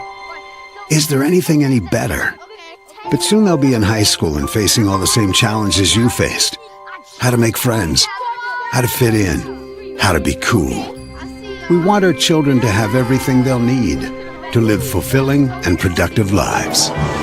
Make sure the kids in your family are among the more than 120,000 participants here in Oregon who take part in high school sports or activities. Hey there, sports fans. Thanks for watching this local sporting event online at 541radio.com. Did you know there's more than one way to watch games online? You can watch games on your laptop or desktop computer, your tablet, or even your smartphone just by going to 541radio.com. But we also use YouTube to stream all of our video broadcasts, which means you could be watching this game on your big screen TV with a number of different streaming devices. You can stream our live YouTube broadcast through your PlayStation or Xbox gaming device, or through streaming devices like Google Chromecast, Apple TV, or Roku. There's plenty of ways to follow this live local sporting event, plus you can find past events archived on 1490 The Score's YouTube channel. Find us on YouTube and subscribe today to keep up with the latest in local sports coverage. Hi, my name is Mark Martin. Thanks for watching Roseburg Football on 541radio.com.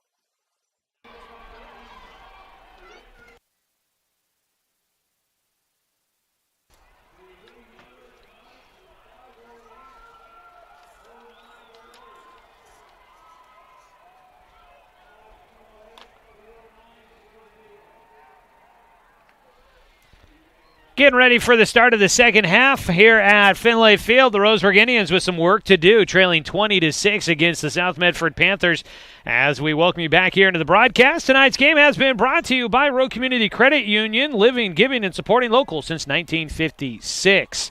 Well, Josh, the first half of action, obviously, Roseburg facing a 2-touchdown deficit here at the moment. But we saw good things. I mean, the run game has been working. It's been moving the ball downfield. They had one drive stall out with a turnover on downs deep into South Medford territory, and the drive stalled out just inches shy of moving the chains on that drive to start out the second quarter.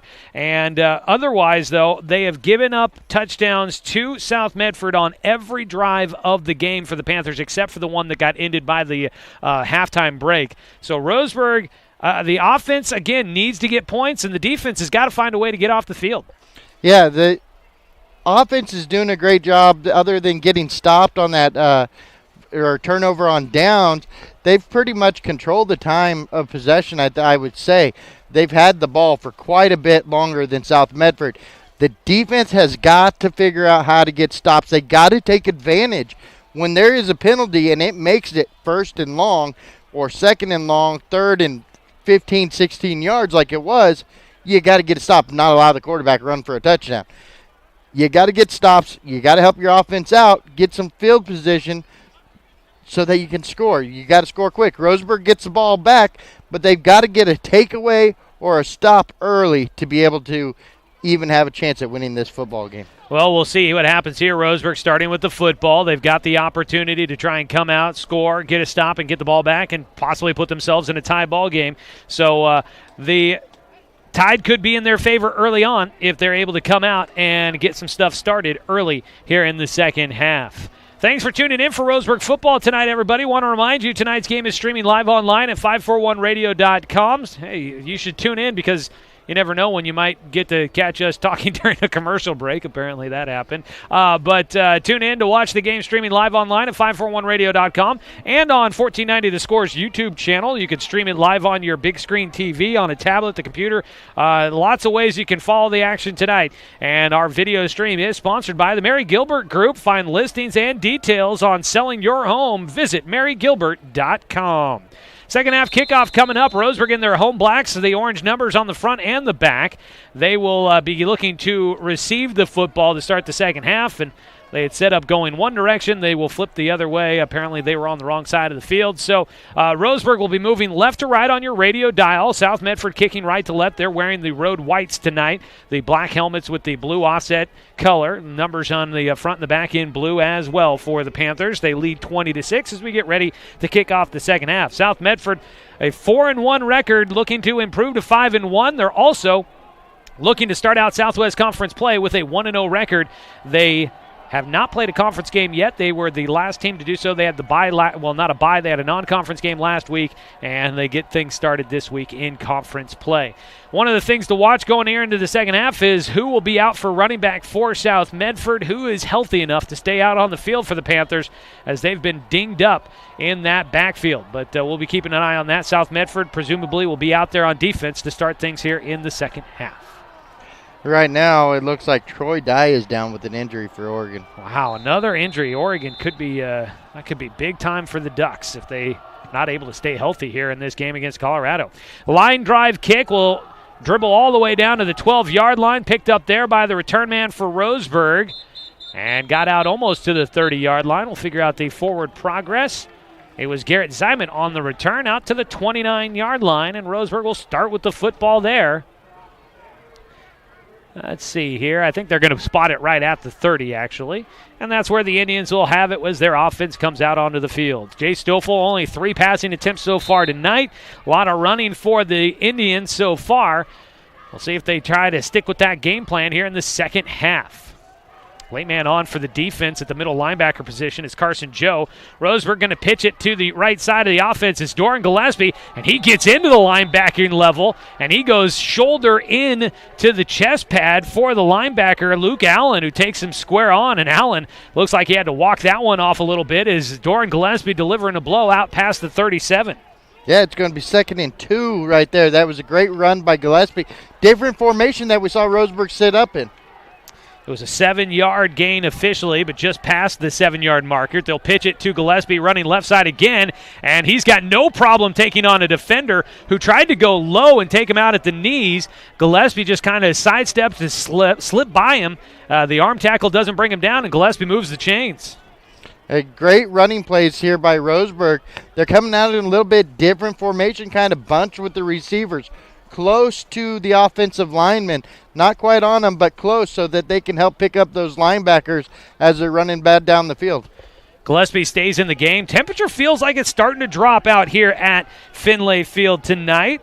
Check in on the weather report in a minute. Give it again to Gillespie through the middle, and it was a tight window, but it seemed as if nobody really wanted to jump on Doran Gillespie right away, and he just kind of stutter steps his way through the middle, out across the 45 to the 48.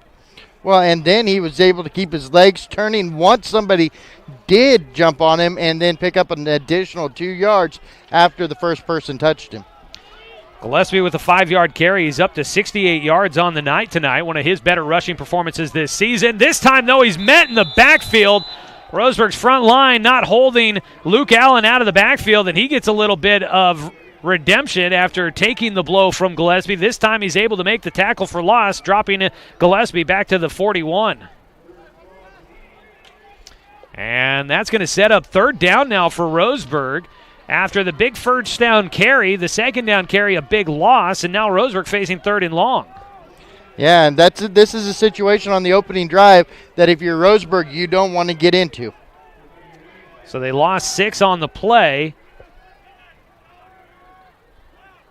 Now looking to pass, rolling to his right is Stoffel, trying to find an open man downfield, and it goes in and out of the hands of a Lara call. It would have been short of the first down.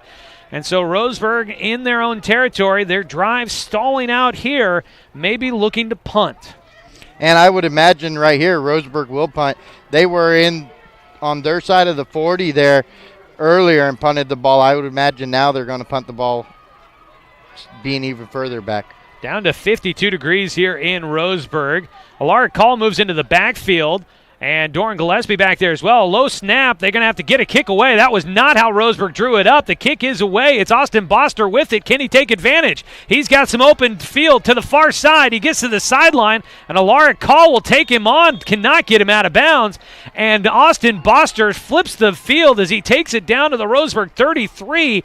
A unexecuted punt play turns into a favor for South Medford as Roseburg's punt coverage not in position to stop Austin Boster, who gets a huge return.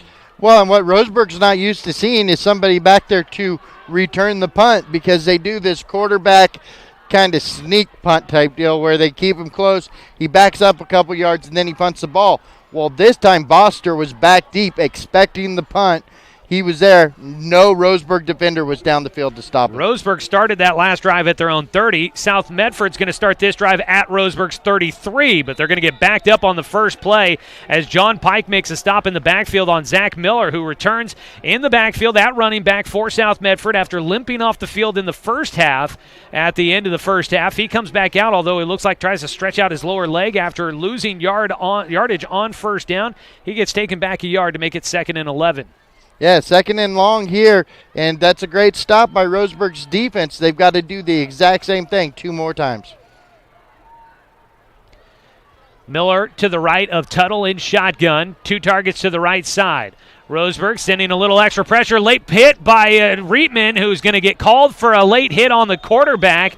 Tuttle went down. Reitman blitzing in, wanted a shot on the quarterback. He got it, but it comes late, and this is going to add yardage to the end of the play, I believe, for the Panthers. Well, I think it's going to be a spot foul, or from the foul, or you take the yardage. As it stands, it looks like it could be a first down for South Medford on the completion. And they are talking with the South Medford huddle here to decide what they want to do on the play. Tuttle completed the pass. And we will get the call here from our white hat, Mark Turney.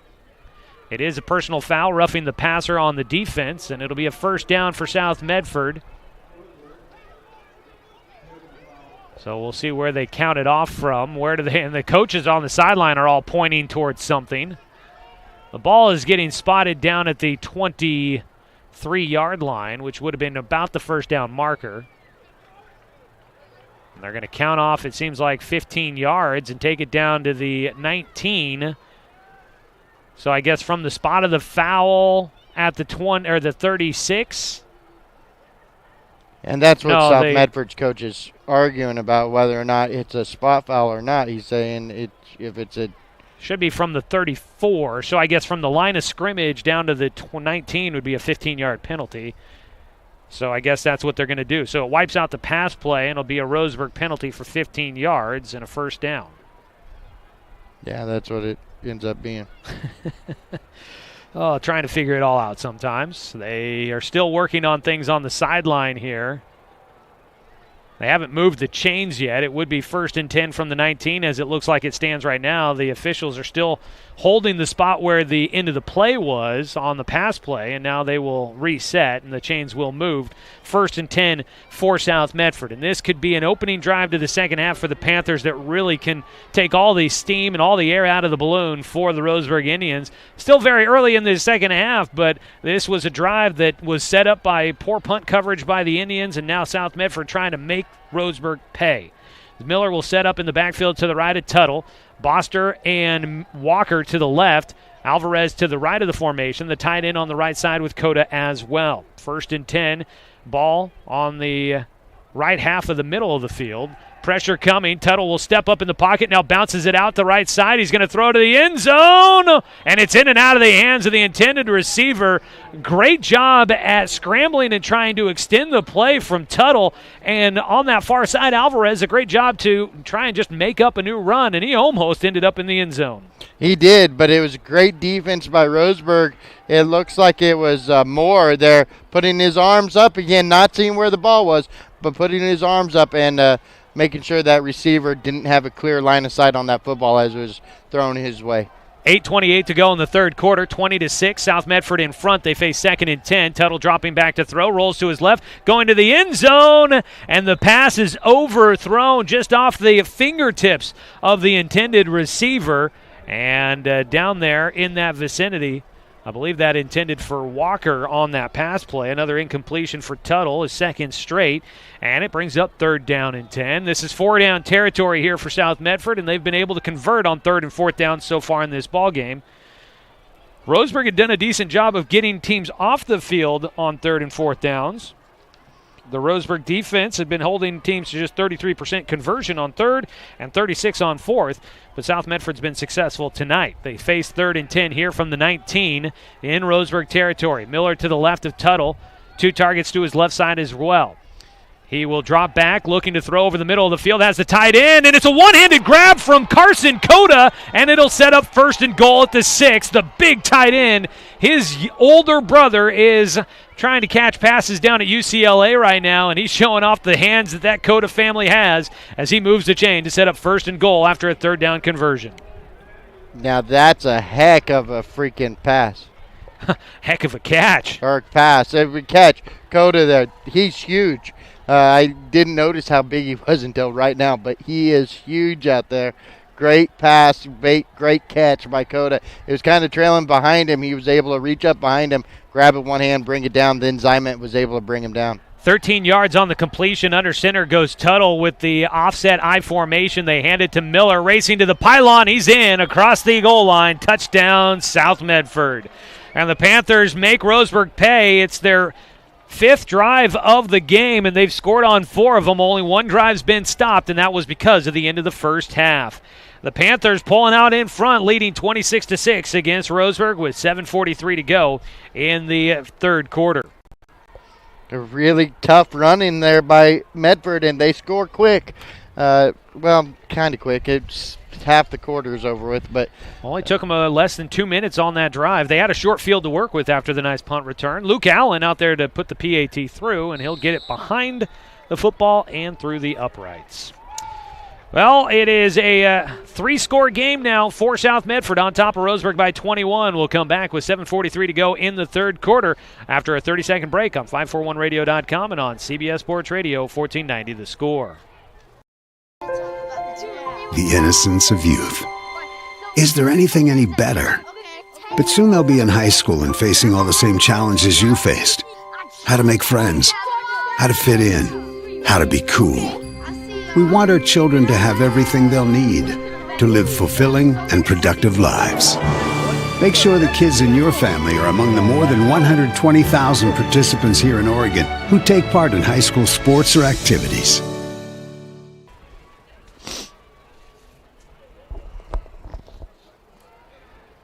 7:43 to go here in the third quarter. Roseburg trailing 27-6. Josh, this is one of the biggest deficits we've seen the Indians have. Last week they lose by 21, but it wasn't until the very end of that game against Grants Pass they had a 7-point game with 7 minutes to go. Other than that, Roseburg's been in every game pretty much until the fourth quarter, and tonight things getting away from them a little early. They've got to put together a drive here to get themselves back in this one, as South Medford will kick it away right to left from Luke Allen, the right-footed kicker.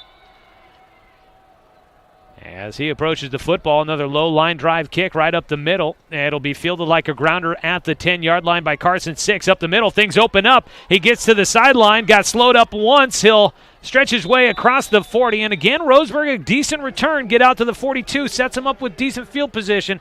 Got to get some momentum going. It was a great field position there by 6. That's the second time tonight that he's been able to do that. And if he wouldn't stutter step a couple times there and just turn on the jets, we know he has speed. If he just turn it on kind of halfway down that field there, I think he'd be gone on both of those. Roseburg will set up 1st and 10 from their own 42-yard line, needing a score in this one. Looking to pass, far side, it's caught. It's Austin Parker. He's going to race for the first down and into South Medford territory. Got some help from some great blocking by his wide receivers out on that far side of the field, and Roseburg will move the chains on the first play of the drive. And we haven't seen Parker a whole lot in the last several games, so that's a great job by Parker to come out there and actually catch the ball. I don't know if that's the first completion of the night, but it sure feels like it. It's just the second, only 17 yards through the air for Stoffel. He turns and hands it off, running right side this time. It's Carson Thompson, and he had to make sure he held on to that ball late as it almost got knocked out of his arms, but he picks it up down to the 35, and Roseburg will face 2nd and a yard after a 9-yard carry. And so Thompson moving it down to the 35. Another run play for Roseburg. They've been run heavy so far this evening. 2nd and a yard. Do they try and take a shot towards the end zone here? With 6:38 to go in the third quarter. No, they'll go short to Skylar Moore. He's got the first down inside the 30. Tries to get free, but holding him up was Rouge Sharor, and he just is able to get enough of the shoelaces to trip up Skylar Moore. If he slips through that, he might have a chance of going to the house. And that was a miscommunication between Zyma and Alaric Call there on the blocks.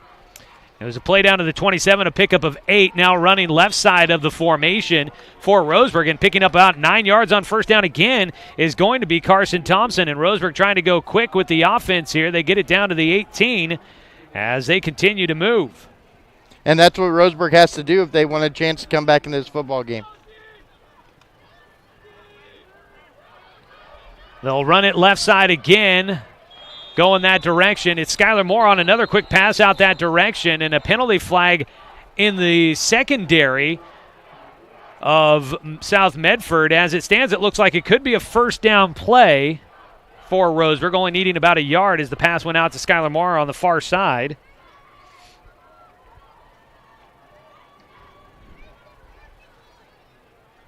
Waiting for the official call here. It's holding against Roseburg is going to back him up, and that penalty flag in a very odd spot for a holding call. It is, but I think the lineman might have been downfield holding at that point because it happened late in the play. So they mark it off from the end of the play, it looks like. So from the 17 is where I believe they start that one. They back it up to the 27, and it'll make it 2nd down and 10 as they had the first down and then walk it back. So, and those are penalties you can't do right there if you're Roseburg. You can't get penalties at all if you want to come back in this football game. They'll run it up the middle again with Thompson. He had gotten 9 yards from that same spot 2 plays ago. This time doesn't get as much. He gets it down to the 23, and Roseburg facing 3rd down and medium. Yeah, it looks like it's going to be about 3rd and 6 here, which is a little bit further than Roseburg normally converts from. Set up in shotgun is Stoffel. He'll turn and hand it to Thompson. Not a lot of room to run, and he only gets about a yard down to about the 22, and now Roseburg 4th down, and they've got a big play coming up for them. Yeah, a huge play right now coming up. If they've got to convert this 4th down, they are on their side of the field going in, only a couple yards away from the red zone. You've got to try to come away with some sort of points this play. Jay Stoffel has completed all 3 of his passes so far here in the second half. We'll see if he can keep the drive going as they start at the 22, have to get it down to the 17. Out into the flats for a Lara call. He bounces off one tackler, a spin move. He reaches with the football, and he may have it down to the 17. The mark is right at the 17-yard line, and that should be, I would assume, good for the first down on the second effort from a Lara call. It will be really close once again on making sure they don't move this ball backwards. And they may be looking to make another measurement with the sticks, having to go the entire side, and they are going to measure. Coach Heiberger on the sideline throwing his hands up like, come on, can we catch a break here?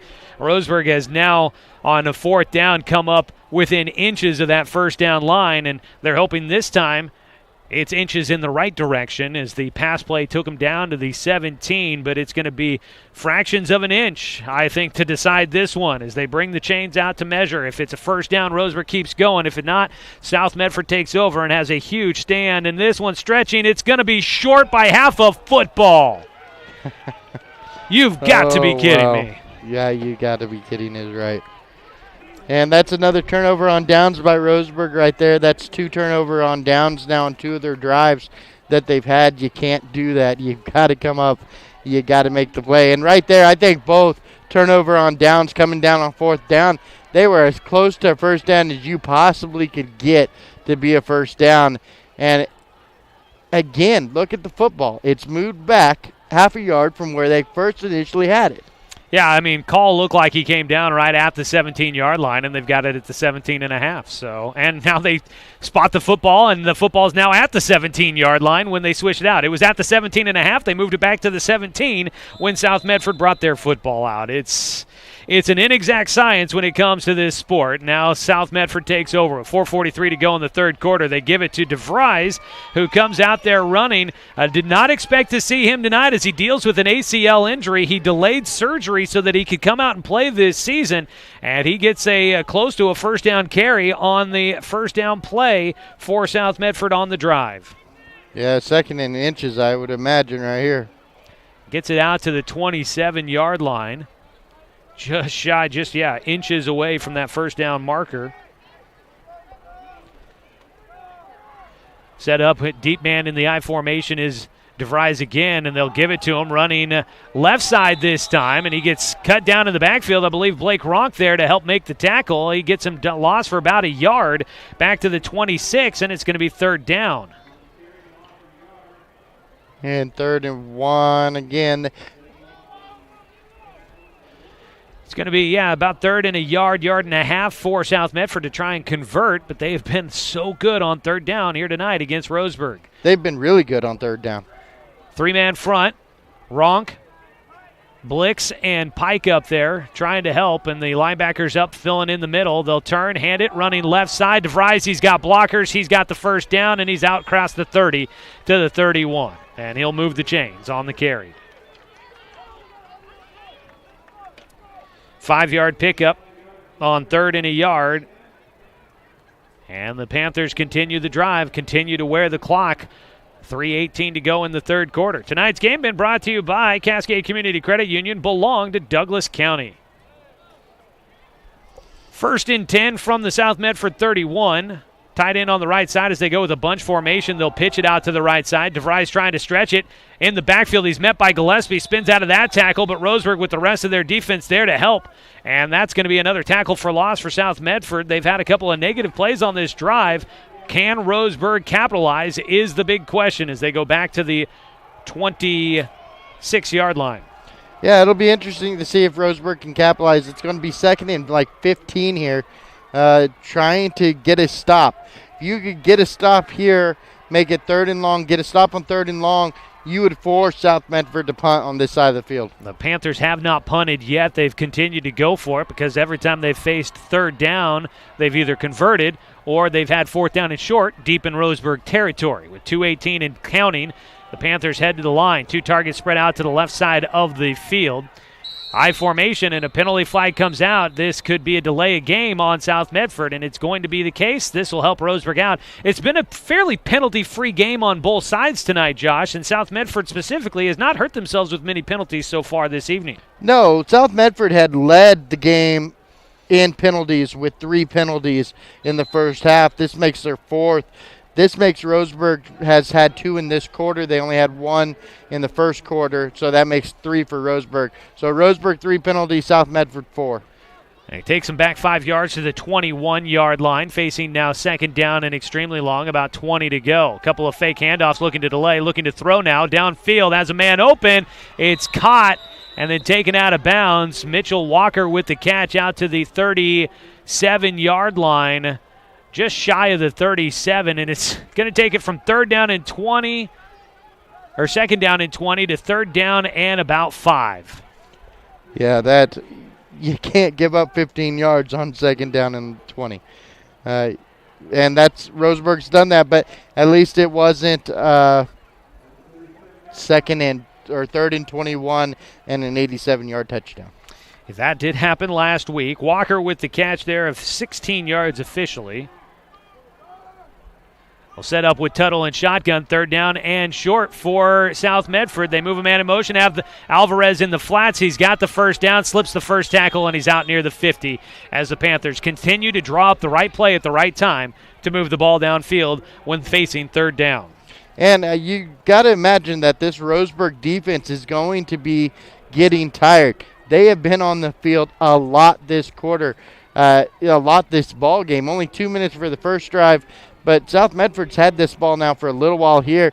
When you drive them back, but you can't stop them, you give up second and long. It does wear you out physically and mentally. 1:02 to go in the third quarter. 1st and 10 from the 48. Still on South Medford's half of the field. Turn and hand it off. Devries up the middle. Things open wide up, and he gets out to Garrett Zyman, and a penalty flag comes out at the end. Zyman went low to take out Devries, who was coming right at him, head of steam like a locomotive coming right at him, and a penalty flag came out. Unless somebody else came in after Zyman hit him and maybe led with their head getting in there or attacked the head of Devries, I can't imagine what the penalty flag is going to be here. I have no idea what the penalty flag would be right here. And it looks like it's going to stand whatever penalty it is. We'll wait for the explanation. It's a personal foul, a hit to the head. Oh, a hit to the head by South Medford. Ooh. Well, that is not a play you're going to see very often. And that's an offensive targeting or an offensive helmet-to-helmet. That was during the play, so they're going to do it from the spot of the foul, which was the 39. And it takes it back to the 46. So I believe they'll repeat first down. 53 seconds, and the clock will continue to run. So I think Devries gets credit down to the 39. So it's going to be 1st and 12 on this play. But then the penalty bringing it back. So it is a 13-yard carry there for Devries before the penalty. Running right side, he will follow some blockers, gets it out to the 50-yard line, and that takes us down to 20 seconds to go in the third quarter, right at the 50.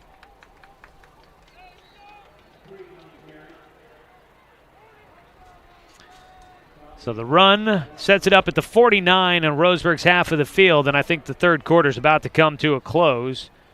A 5-yard Garrett carry for Devries there. And that'll end the third quarter.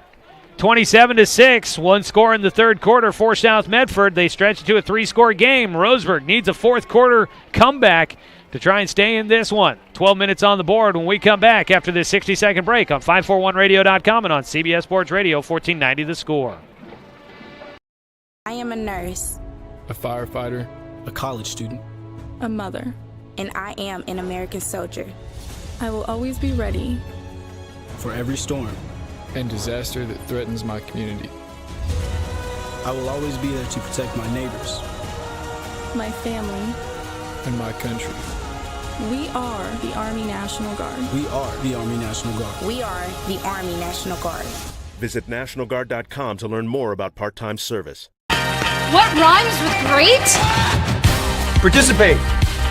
Where does greatness start? Here, in the classroom. On the stage. In the pool. On the field. Where will your greatness take you? To better grades. To more friends. Yeah! Be great. Participate!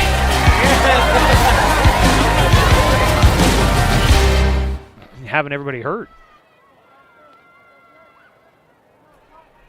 12 minutes on the board, 1 quarter left to go in this one. Roseburg trails 27-6. They're going to need a fourth quarter comeback, which likely could include a turnover needed as they try to take it away. Jay Stoffel out there defensively for Roseburg as well, taking over for Garrett Zyman at the safety. It's going to be second down and about 7 to go for South Medford as we start the fourth quarter. Rolling out to his left, Doran Tuttle pitches it out into open territory to Mitchell Walker, who is wide open, and he will convert as South Medford continues to move the chains against Roseburg. Down to the 36-yard line on the pickup. Tonight's game brought to you by Terra Firma Foundation Solutions, where the strongest foundations are built on trust.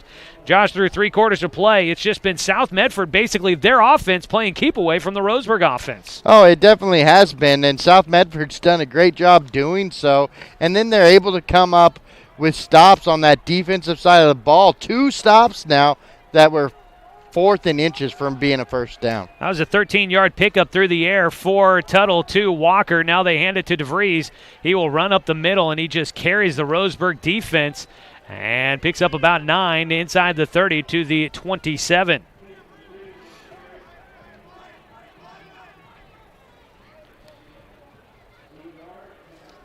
So it sets up now second down. It was an 8-yard carry for Devries, who has come in. Did not expect to see him at all tonight as he deals with an ACL injury, but they go with the I formation. He follows the fullback to the left side. He got to the line to gain, got met, but then he's able to get a second effort and carries it down to the 25. And on 2 carries by Devries, the running back able to move the sticks. The senior, 5'9", 185 pounds, an honorable mention All-Southwest Conference player last year. Been dealing with an injury, had only 1 carry coming into tonight's matchup.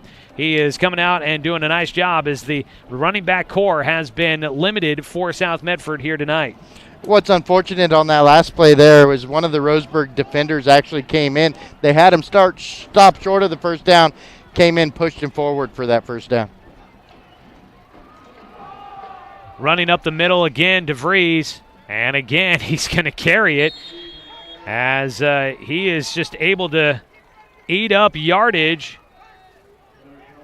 Yeah, and this defense did a great job in the first half, not really giving up much on that run for South Medford. And this half, they've given up several yards to that run, but I think part of that is because this defensive line, this defensive front 7 is tired. They get it down to the 13-yard line after the run of 11 for Devries. And he will get it here. He fumbles at the goal line, and Roseburg might get that takeaway. Yeah, he was almost like into the end zone. And Roseburg gets a Lara call that comes away with the takeaway. He's slow to get up, but Roseburg's going to get it right at their own goal line as they will hold out South Medford. And that's impressive, but now you're right at the 1-yard line for Roseburg trying to come up with something not to get a safety. And we saw what happened last week. Yeah. Kind of the same situation. Roseburg got the ball at the 1-yard line. The very next play, they turned it over. There was a fumble and a score for Grant's Pass for one of the last scores, or for the last score of the game. So it's a fumble recovery by a Lara call. And Roseburg, like you said, they're not even at the 1-yard line. They're at the half-yard line with 10:29 to go here in the fourth quarter. So they are right up against their own end line, but they'll try to make this turnover work in their favor. They've got to get some points. Trailing 27-6 here in the fourth quarter. In the end zone, they hand it off. Gillespie up the middle. He's going to bounce it out to the hash marks. He tucks it in. He gets outside the 10 to the 12-yard line, and Gillespie will give Roseburg some breathing room as he moves the chains on first down. And that's a very impressive run and very needed run right there for Roseburg to get that first down on a first down play when you're literally backed up to the goal line. 11-yard carry for Gillespie sets up 1st and 10 from their own 12. Roseburg a long way to go here trying to get it. Gillespie a pitch to him. He catches it in the backfield. Penalty flag out as he works his way, weaving back to the middle of the field, out past the 15, taken down at the 17. It would have been a pickup of about 5, but I bet this penalty is bringing this one back. It's probably going to be holding on Roseburg. I would imagine it's in that area. Penalty flag right around the line of scrimmage at about the 13. Carson Thompson out into the game. He'll fill in for Gillespie, who comes out for a breather. It is holding on Roseburg. Yeah, they're backing up for the Roseburg Indians. So after that run by Gillespie gave him some breathing room. Now they're going to get backed up. I think it should be half the distance to the goal line from the 13. And they spot the ball down at the 7. So it's going to be 2nd and 15 or 1st and 15. They'll replay first down. The ball at the 7. They've got to get it out to the 22. So that is about 15 yards. So after the penalty, Roseburg facing 1st and long. 9:40 and counting. They've got to get some points quick.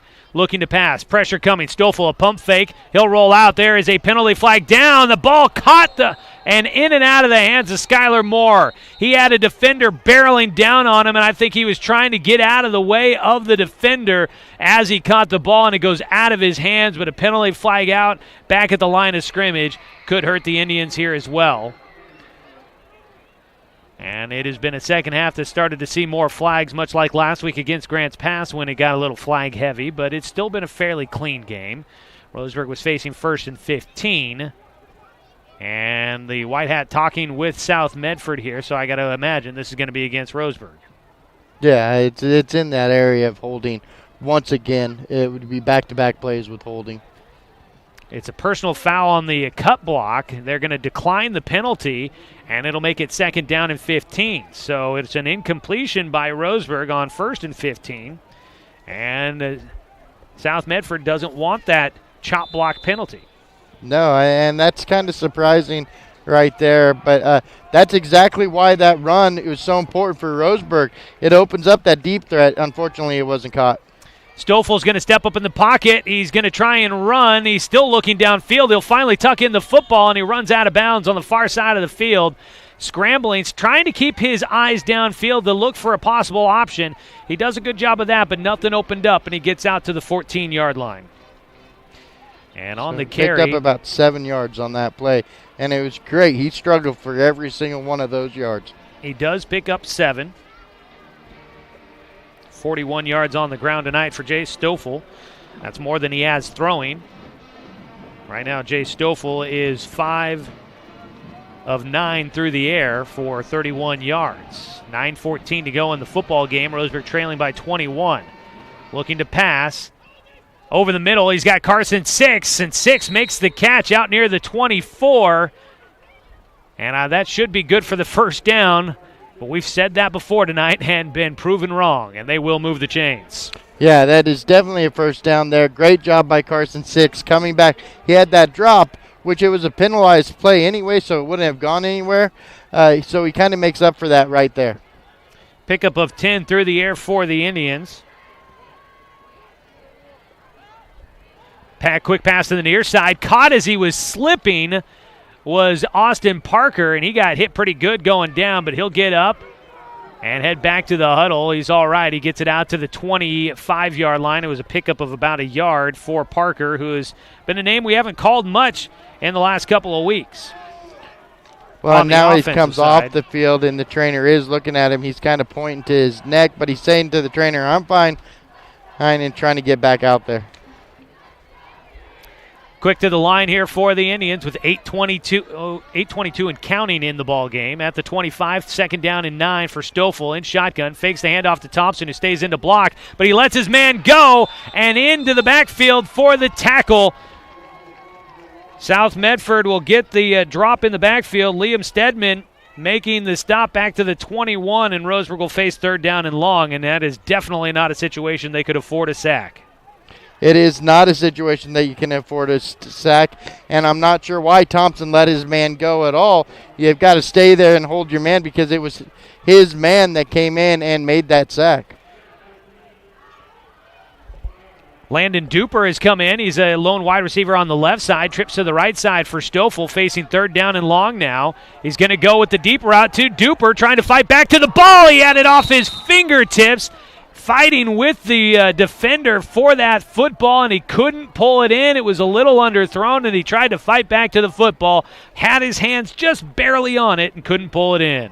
No, and it was great defense. Both receiver and corner were fighting each other. Great no call by the referees on that. Let them play. So it'll set up Roseburg 4th down and 13 with 7.5 minutes to go. It's almost one of those situations where you feel like the Roseburg may have to go for it, but they're setting up as if they're going to punt, and Stoffel will kick it away. It's a low line drive kick, takes a hop, and it's picked up by Boster. He tries to get away from one man. He will, and he slips away out to the 50. And once again, South Medford starts in good territory. And a flag on the play right now after the play. Well, this Roseburg team, you could read it on Jay Stoffel as he kicked away that punt. He is just disappointed with how things are going for the Indians tonight.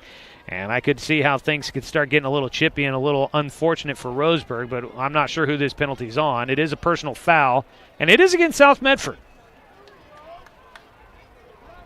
So they started at the 50 after the punt. Now the penalty is going to back it up from there, 15 yards.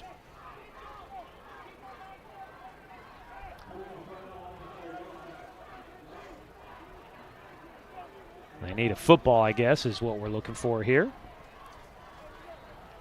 So they'll walk it off from the 50 after the penalty against South Medford, but the Panthers are in control. They've led the entire way. It was tied at 6-all in the first quarter, and since then it's been 21 unanswered points by South Medford. And they are looking to go to 1-0 in conference and 5-1 on the season. They set up, it'll be 1st and 10 from their own 35 after the penalty. And Torrin Tuttle, the transfer senior quarterback, will lead them out there looking to wear off the final 7.5 minutes of the clock, and this team can do it. They've been meticulous down the field when they need to be. They pitch it to Devries, running left side, stretching it towards the sideline. He'll turn upfield. He gets run out of bounds. He'll end up on the track all the way to the grandstands. He really carries himself out there with the momentum. That stretch play just stretches for a good 7 yards on first down. So it takes him out to the 42-yard line. That is a full 7 yards on the ground for the senior, who we were not expecting to see tonight. But Bryson Gutches, the sophomore who made his debut at the varsity level last week, went out in the first half with an injury. Zach Miller, he went out in the first half for a short period with an injury. He did get some carries in the second half, but it has been Mason Devries who has been the majority of the carries here in the second half so far for South Medford, and he has been looking like a guy that definitely doesn't have a ACL injury. He has been running hard and running well. There is a man on crutches over there for South Medford. I would have to believe that is Gutches over there, the sophomore, and that would be a brutal loss for him after a great start to his sophomore season. Running up the middle, DeVries gets it to close to the 45, which would be good for the first down. On the near side, they have him marked short of the 45. On the far side, they've got him just at about the 45, and the nose of the football will be touching the line to gain, and they will measure. I don't know if they'll measure, but the white hat will take a look at it, and he is going to measure. There is more measurements in this game than I think we've ever seen, or at least more than I've ever seen in one football game. It has definitely been measurement heavy here tonight, and they have been down to an exact science on this one. While they measure, let's go ahead and pause 10 seconds for station identification. This is Roseburg Football on 541radio.com and on CBS Sports Radio 1490 The Score.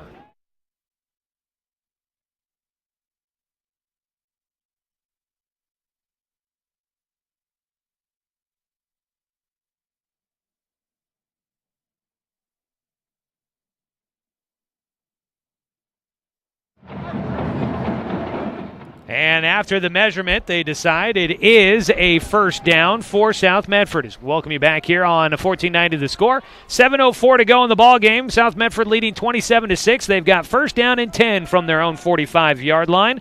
And they will continue to run the ball up the middle. And Blake Ronk getting his hands on the ball carrier, stopping for a short gain for Devries after just 1 yard on the pickup. It goes to the 46. And South Medford's going to continue to run this ball, try to take as much clock as they can off for the rest of this ball game. 2nd and 9. Clock has been ticking for a bit here. They've worn only about a minute, though, off the game clock on this drive so far for South Medford. Surprising there, with how many carries they've given so far, that only about a minute has ticked away. A carry there for Devries, gets another couple of yards, and it'll make it 3rd down and 7 for the Panthers. The ball just shy of the 49. It is October, so tonight, as you saw, the Roseburg cheerleaders, earlier in the game, you didn't mention it, but they are wearing pink today for Breast Cancer Awareness Month. I did see that. The student section wearing that as well. So it's the Breast Cancer Awareness Month. That is the color of choice. 3rd down and 7. Big down here is Roseburg trying to get any sort of momentum going. Fake a couple of handoffs. Tuttle looking to throw. Has the fullback open in the flats. He's got the first down. Still on his feet inside the Roseburg 35. And Carson Joe will take it down to the 32-yard line. And that'll move the chains and keep the drive going for South Medford. And there's not a whole lot you can do there. John Pike had him, number 8 for Roseburg. Had him, guarding him. Looked like the quarterback was going to run, so he came off his man. Second he came off his man, fullback is open for a pass in the first down. That was a pickup of 20 yards through the air for Carson Joe. He's got 25 yards on 2 catches. Down to the Roseburg 32 for 1st down and 10. 5:15 here left in the 4th quarter. Devries gets it up the middle. Stiff arm gets him extra yardage. And he may have another first down on that carry, taking it to the 23. I think he'll just be short of the first down by a yard or less. Well, Josh, this has just been all South Medford tonight. It's been unfortunate that Roseburg just really has not been able to do a whole lot to stop the Panthers team, which means that their offense has not had the opportunities to try and get going here tonight. It really feels like it's just not been an opportunity for Roseburg's offense to even get any momentum. No, it doesn't. They'll give the handoff to Devries again. He tries to use a stiff arm to get away. This time he will not. It's Hunter Blix that stops him in the backfield, and Blake Ronk helps bring him down to the ground, back to the 27-yard line. So that is a loss of 4 for Devries. It sets up 3rd down, but it's definitely 4-down territory. It's definitely 4-down territory for the South Medford team. If Roseburg can hold them for 2 more downs, they get the ball back. Decent field position here, but it may be a little late in this ball game. 4:15 to go in the contest. Roseburg down by 3 scores.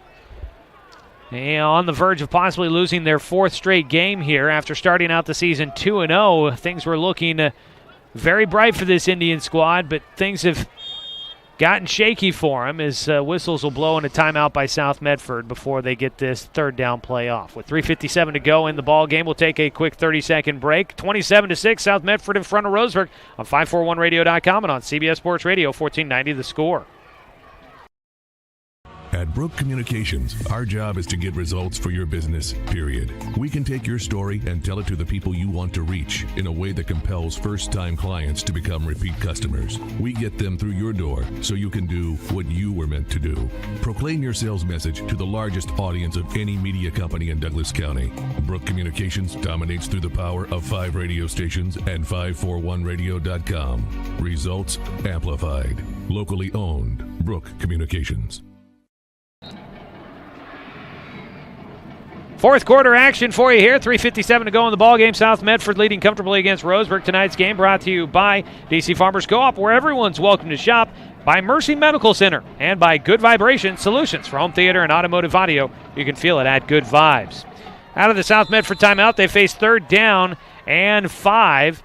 And shotgun is Tuttle. He'll roll to his left, looking downfield. The double move for Boster, open in the infield, and he's got an easy touchdown for another score. And South Medford is going to pull away in this one against Roseburg. Up now 33-6 after the touchdown pass, the second of the night to Austin Boster.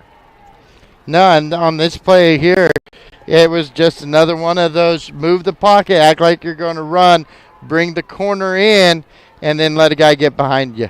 27-yard touchdown pass.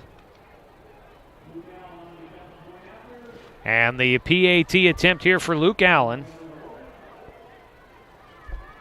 Right-footed kicker waits. The hold from Tuttle is down. The kick is away, and it's good. 34-6. South Medford in front of Roseburg. We'll take a 30-second break and come back with more of the action as the Indians try to build some momentum towards next week over the final few minutes of tonight's ball game. This is Roseburg football on. It's easy to spot people who participated in high school sports and activities. Right on time. They learned important lessons like leadership, teamwork, respect. Hey, our meeting moved to 10. We'll be ready. Values that last a lifetime. We need to focus on 3 factors. Support high school sports and activities in your community. When kids take part, they get set for life. 30, sorry.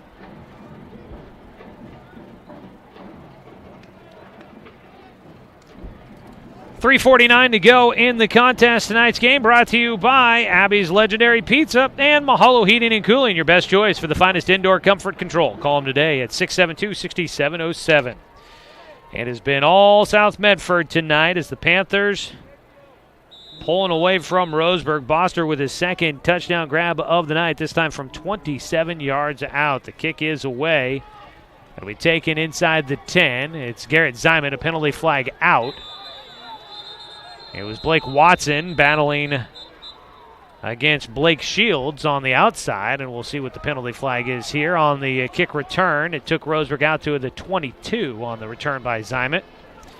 It was number 18. Deep.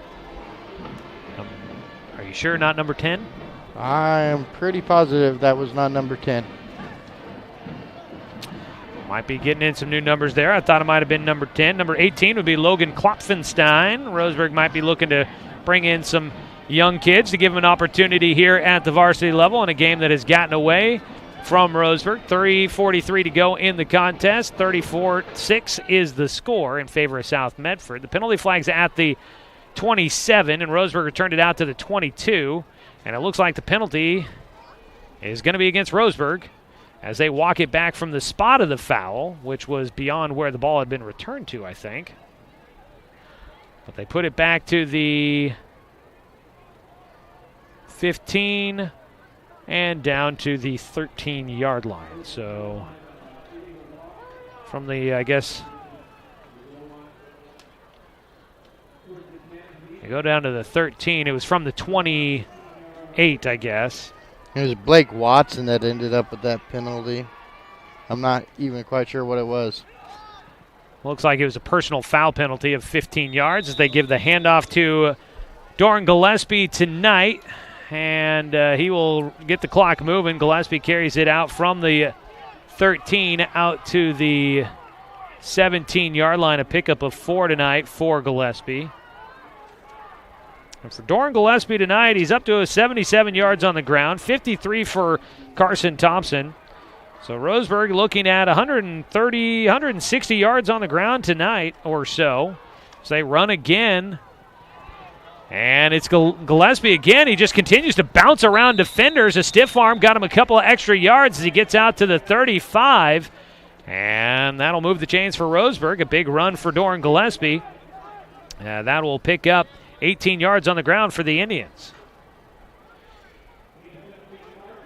And that'll give Gillespie 95, his best rushing game of the season. Well, a best rushing game in a couple of weeks after a couple of low yardage tips. He's got one 100-yard game so far this year. He's got 3 in his career, and he is 5 yards away from 100 yards tonight. They fake the handoff to him here, though. It goes to 6, and he bobbles it a couple of times.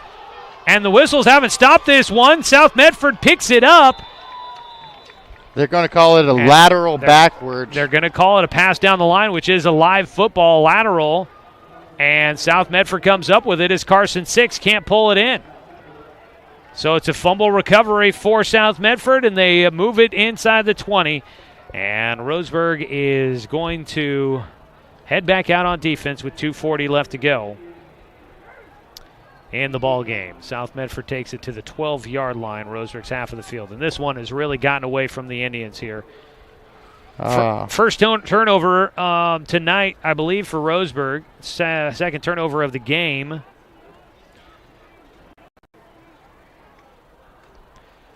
They give the ball to Devries up the middle. He's trying to make up for a fumble that he had at the 1-yard line, and he will take a carry from the about the 18-yard line, let's say. Now for our viewers, I think I said down to the 12. Just on the show, I'm going to replay that last play. It doesn't look like it was backwards. It looks like it was either on the line or 1 yard above the line. So I'm not really sure. I don't really like that call there for a lateral and the takeaway there, but you can't do anything about it in high school football. Devries takes that one 15 yards down to the 3-yard line.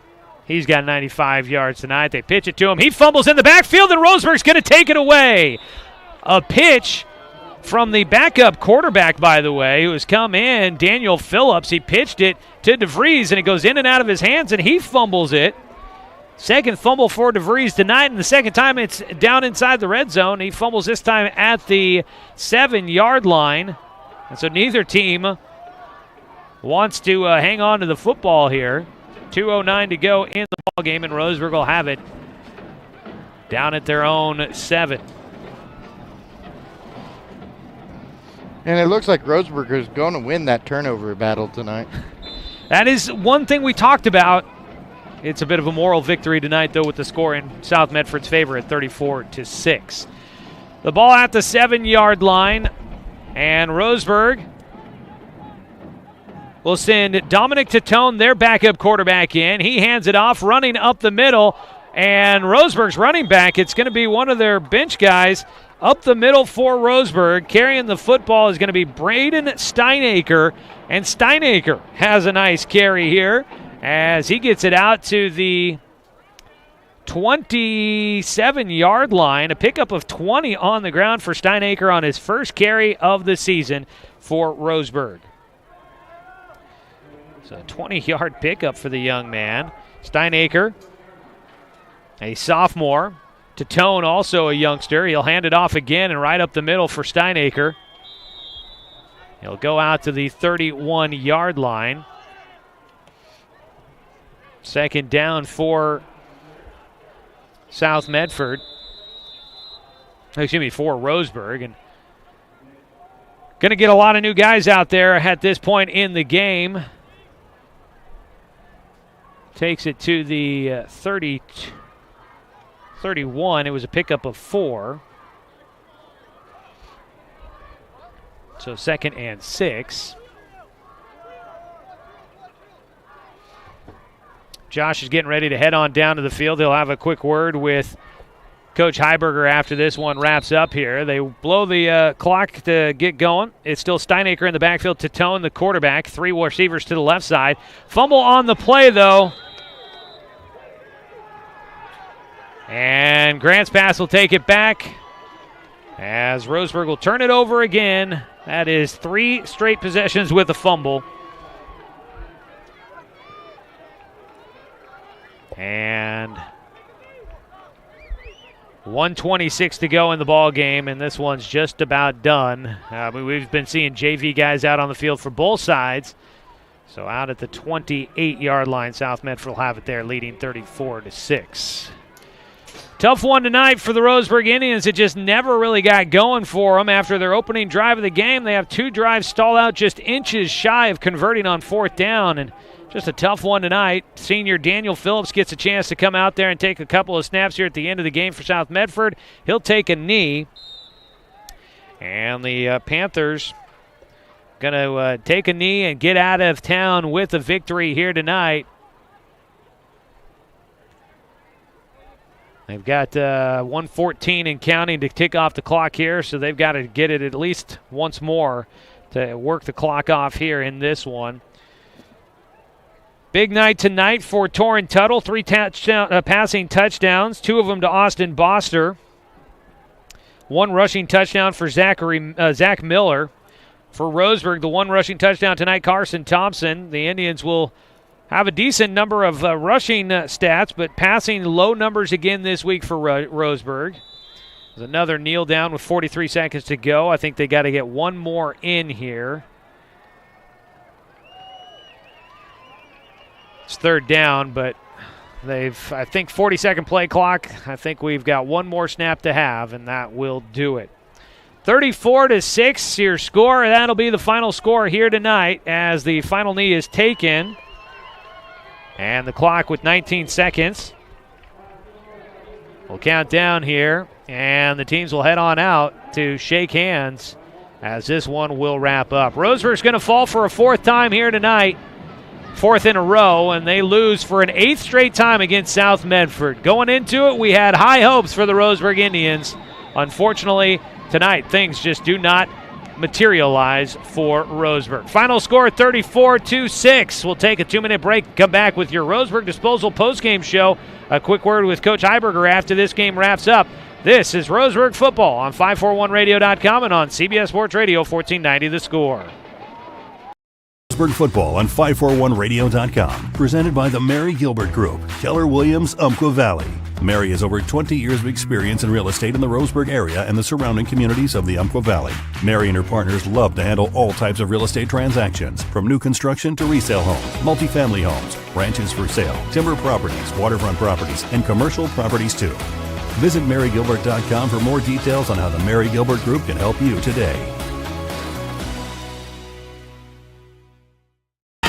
What rhymes with great?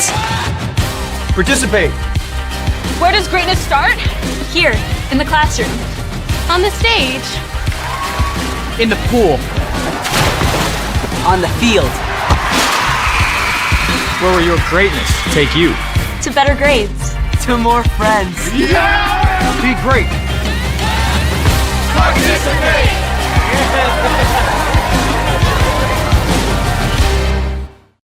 It's easy to spot people who participated in high school sports and activities. Right on time. They learned important lessons like leadership, teamwork, respect. Hey, our meeting moved to 10. We'll be ready. Values that last a lifetime. We need to focus on 3 factors.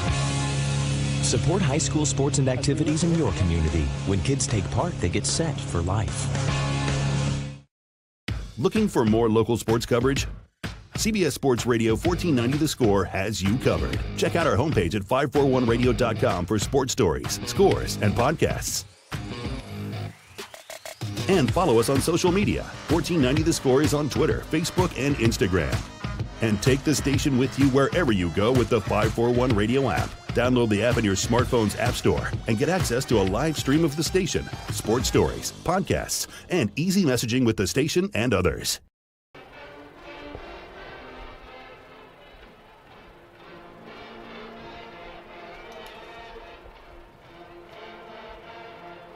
Back here for your Roseburg Disposal postgame show. Let them make the run to the dump for you. That's Roseburg Disposal. Call them at 673-7122. The Roseburg Indians take a tough one tonight, and you can kind of read it on the faces down there. These guys, nobody's leaving the field. Everybody seems to be, I think, kind of hanging around. A tough one to swallow tonight for the Roseburg Indians. They may be waiting for some of the students to come out and kind of just acknowledge what went on here tonight. Coach Heiberger down there with Josh Nelson to have a quick post-game recap. Josh? All right. Hey, Coach, another tough night tonight. What was your message to your team just now? Very rarely we ever told them. We said, let's flush it. We got our butts whipped.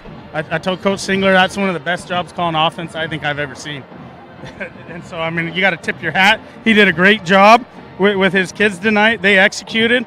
I don't even want to know what their third down percentage was on completing third down percentages.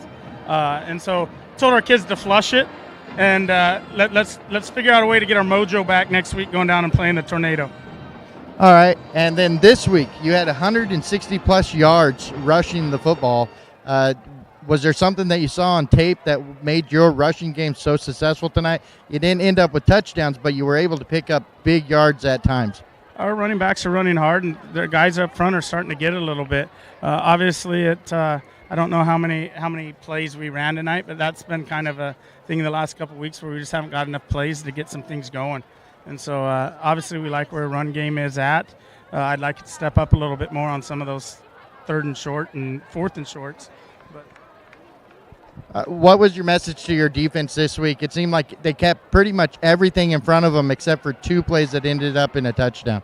Yeah, last week it was why did we let guys get behind them. This week it's going to be why do we let guys in front of us. There's some realities that we face each week with a game plan, and we love our kids, and we'll go to battle with them anytime. Do you feel like your offense had a hard time getting into rhythm because of long drives by Medford or the drive stalling? I think a little bit. That some of those drives were a little long by us as well in that first half, and so they're a bend but don't break type deal. And once again, when a team plays like that, you got to give credit to the other team. We need to do a better job on our end as far as coaching our kids up and putting them in position to make plays. And we'll go back to the film and see what we got to do. All righty. Thank you, Coach. Coach Dave Heiberger with Josh Nelson down on the field here tonight. A tough one for the Roseburg Indians as they fall 34-6 against South Medford here this evening. Our sideline communications brought to you by Kegel Communications. And thanks to Josh heading down there to talk with Coach. It's been, unfortunately, a stretch here where you have to go down there and ask the tough questions of the coach after a tough loss. Again, 34-6, your final score here. We will come back. We'll take a look at the scoring recap, and we will also take a look at the individual statistics as we continue on with the Roseburg Disposal postgame show. I also want to let you know tonight's game has been brought to you by Fisher's Hearth and Home, serving Douglas County for over 30 years with the largest selection of wood, gas, pellet, and electric stoves and fireplaces in the area, and by Chuck Swarm and Family Auto Repair. Are you ready to go where life takes you? Come back after a 2-minute break. Roseburg football falling at home tonight against South Medford on 541radio.com and on CBS Sports Radio 1490 The Score. The innocence of youth. Is there anything any better? But soon they'll be in high school and facing all the same challenges you faced. How to make friends, how to fit in, how to be cool. We want our children to have everything they'll need to live fulfilling and productive lives. Make sure the kids in your family are among the more than 120,000 participants here in Oregon who take part in high school sports or activities. Looking for more local sports coverage? CBS Sports Radio 1490 The Score has you covered. Check out our homepage at 541radio.com for sports stories, scores, and podcasts. And follow us on social media. 1490 The Score is on Twitter, Facebook, and Instagram.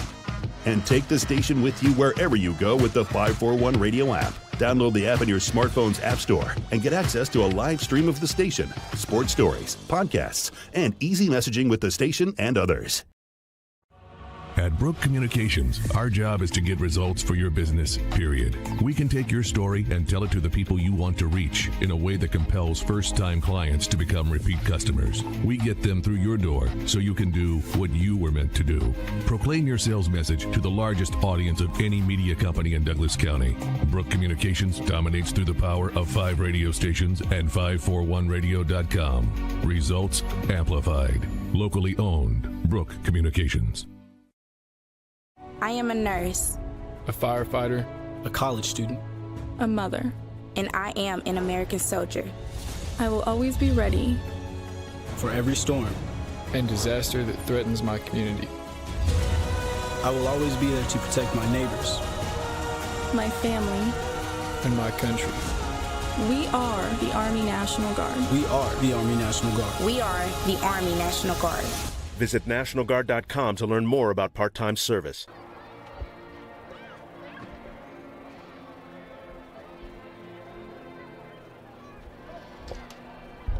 Back here at Roseburg High School where the Indians fall tonight, 34-6. Josh will start looking at some scores from around the Umpqua Basin and beyond. You can share any scores you might have or know with us by heading to the 541 Radio app and posting score updates there. We appreciate you guys passing along the information.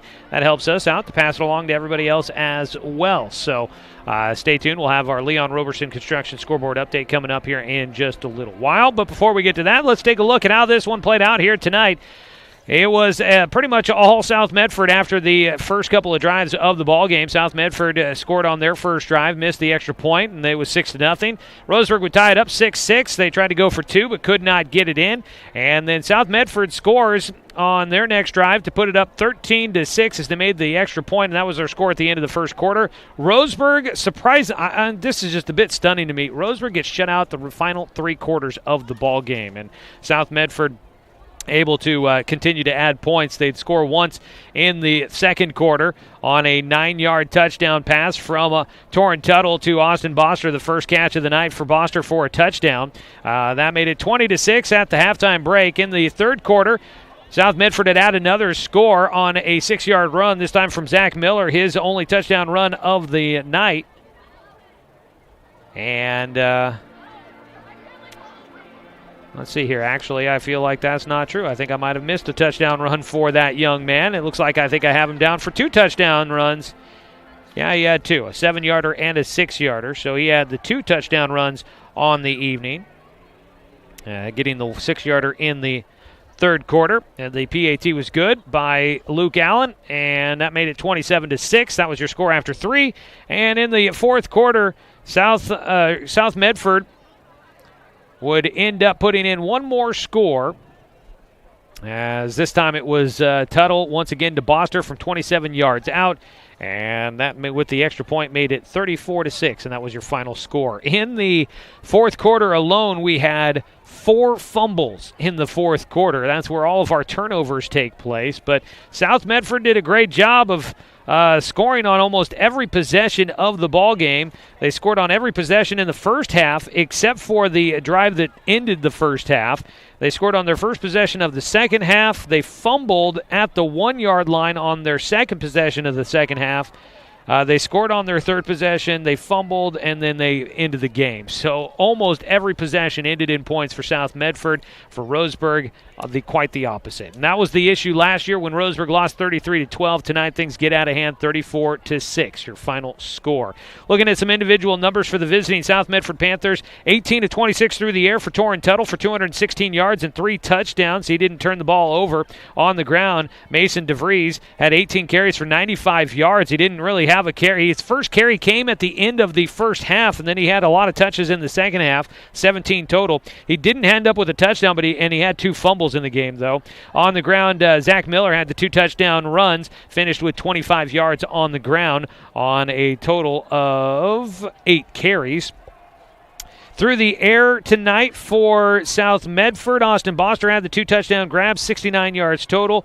A touchdown grab for Carson Cota. He finished with 46 yards tonight, and 48 yards for Mitchell Walker, 41 for Trey Alvarez this evening. 2 catches for 25 yards for Carson Joe, the fullback, who had a couple of big catches tonight. On the other side for the Roseburg Indians, 7-12 through the air for Jay Stoffel, 42 yards total. He did not throw much in the first half, started throwing a little bit more in the second half, and was fairly successful doing so.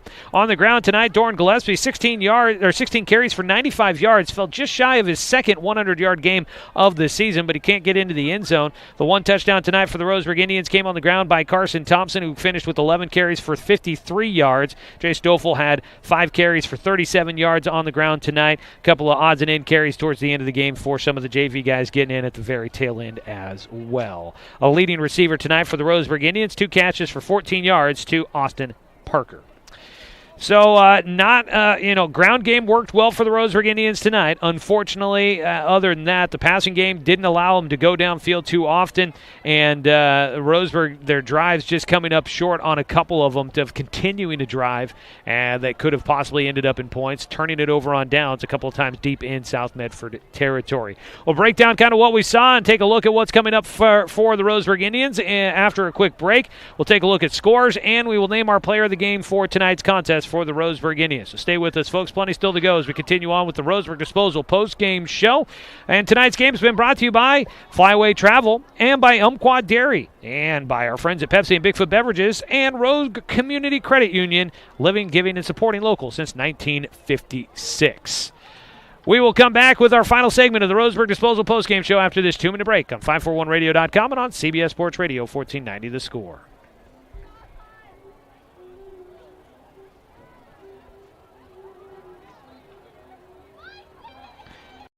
Roseburg Football on 541radio.com. Presented by the Mary Gilbert Group, Keller Williams, Umpqua Valley. Mary has over 20 years of experience in real estate in the Roseburg area and the surrounding communities of the Umpqua Valley.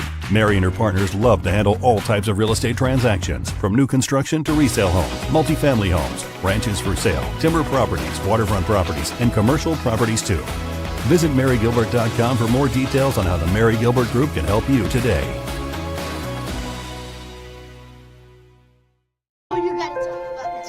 The innocence of youth. Is there anything any better? But soon they'll be in high school and facing all the same challenges you faced. How to make friends, how to fit in, how to be cool. We want our children to have everything they'll need to live fulfilling and productive lives. Make sure the kids in your family are among the more than 120,000 participants here in Oregon who take part in high school sports or activities. Hey there, sports fans. Thanks for watching this local sporting event online at 541radio.com. Did you know there's more than one way to watch games online? You can watch games on your laptop or desktop computer, your tablet, or even your smartphone just by going to 541radio.com. But we also use YouTube to stream all of our video broadcasts, which means you could be watching this game on your big screen TV with a number of different streaming devices. You can stream our live YouTube broadcast through your PlayStation or Xbox gaming device or through streaming devices like Google Chromecast, Apple TV, or Roku. There's plenty of ways to follow this live local sporting event. Plus, you can find past events archived on 1490 The Score's YouTube channel. Find us on YouTube and subscribe today to keep up with the latest in local sports coverage. Hi, my name is Mark Martin. Thanks for watching Roseburg Football on 541radio.com. Back here at Finlay Field as we start to wrap things up, the band playing us out, so we will start to put the final touches on the Roseburg Disposal postgame show here tonight. Joey Kieran and Josh Nelson with you as we finish this one out tonight. Roseburg falling 34-6 against South Medford. Roseburg will go to 2-4 overall, 0-2 in conference play. They've lost 4 straight, 8 straight losses now to South Medford, and the Panthers improved to 5-1 on the season, 1-0 in Southwest Conference play. That might put them right up there with the likes of Sheldon. Sheldon actually tonight is, I believe, taking on Jesuit in a non-conference game, so I guess Sheldon will stay at 1-0. Grants Pass is 1-0, but they were losing last we heard against North Medford, so we'll see how things go there, but it could be Sheldon and South Medford atop the standings at 1-0 apiece after tonight's action. But Roseburg, unfortunately, at the bottom of the standings at 0-2 in conference play after the loss here tonight. Before we get into what's going on with some other of the games around the area, I want to first let you know our stat update we just brought you in the last segment was brought to you by Lamert Orthodontics. Embrace life. Call their Roseburg office at 673-0924. That is Lamert Orthodontics. This is your Roseburg Disposal postgame show. Let them make the run to the dump for you. Call them at 673-7122.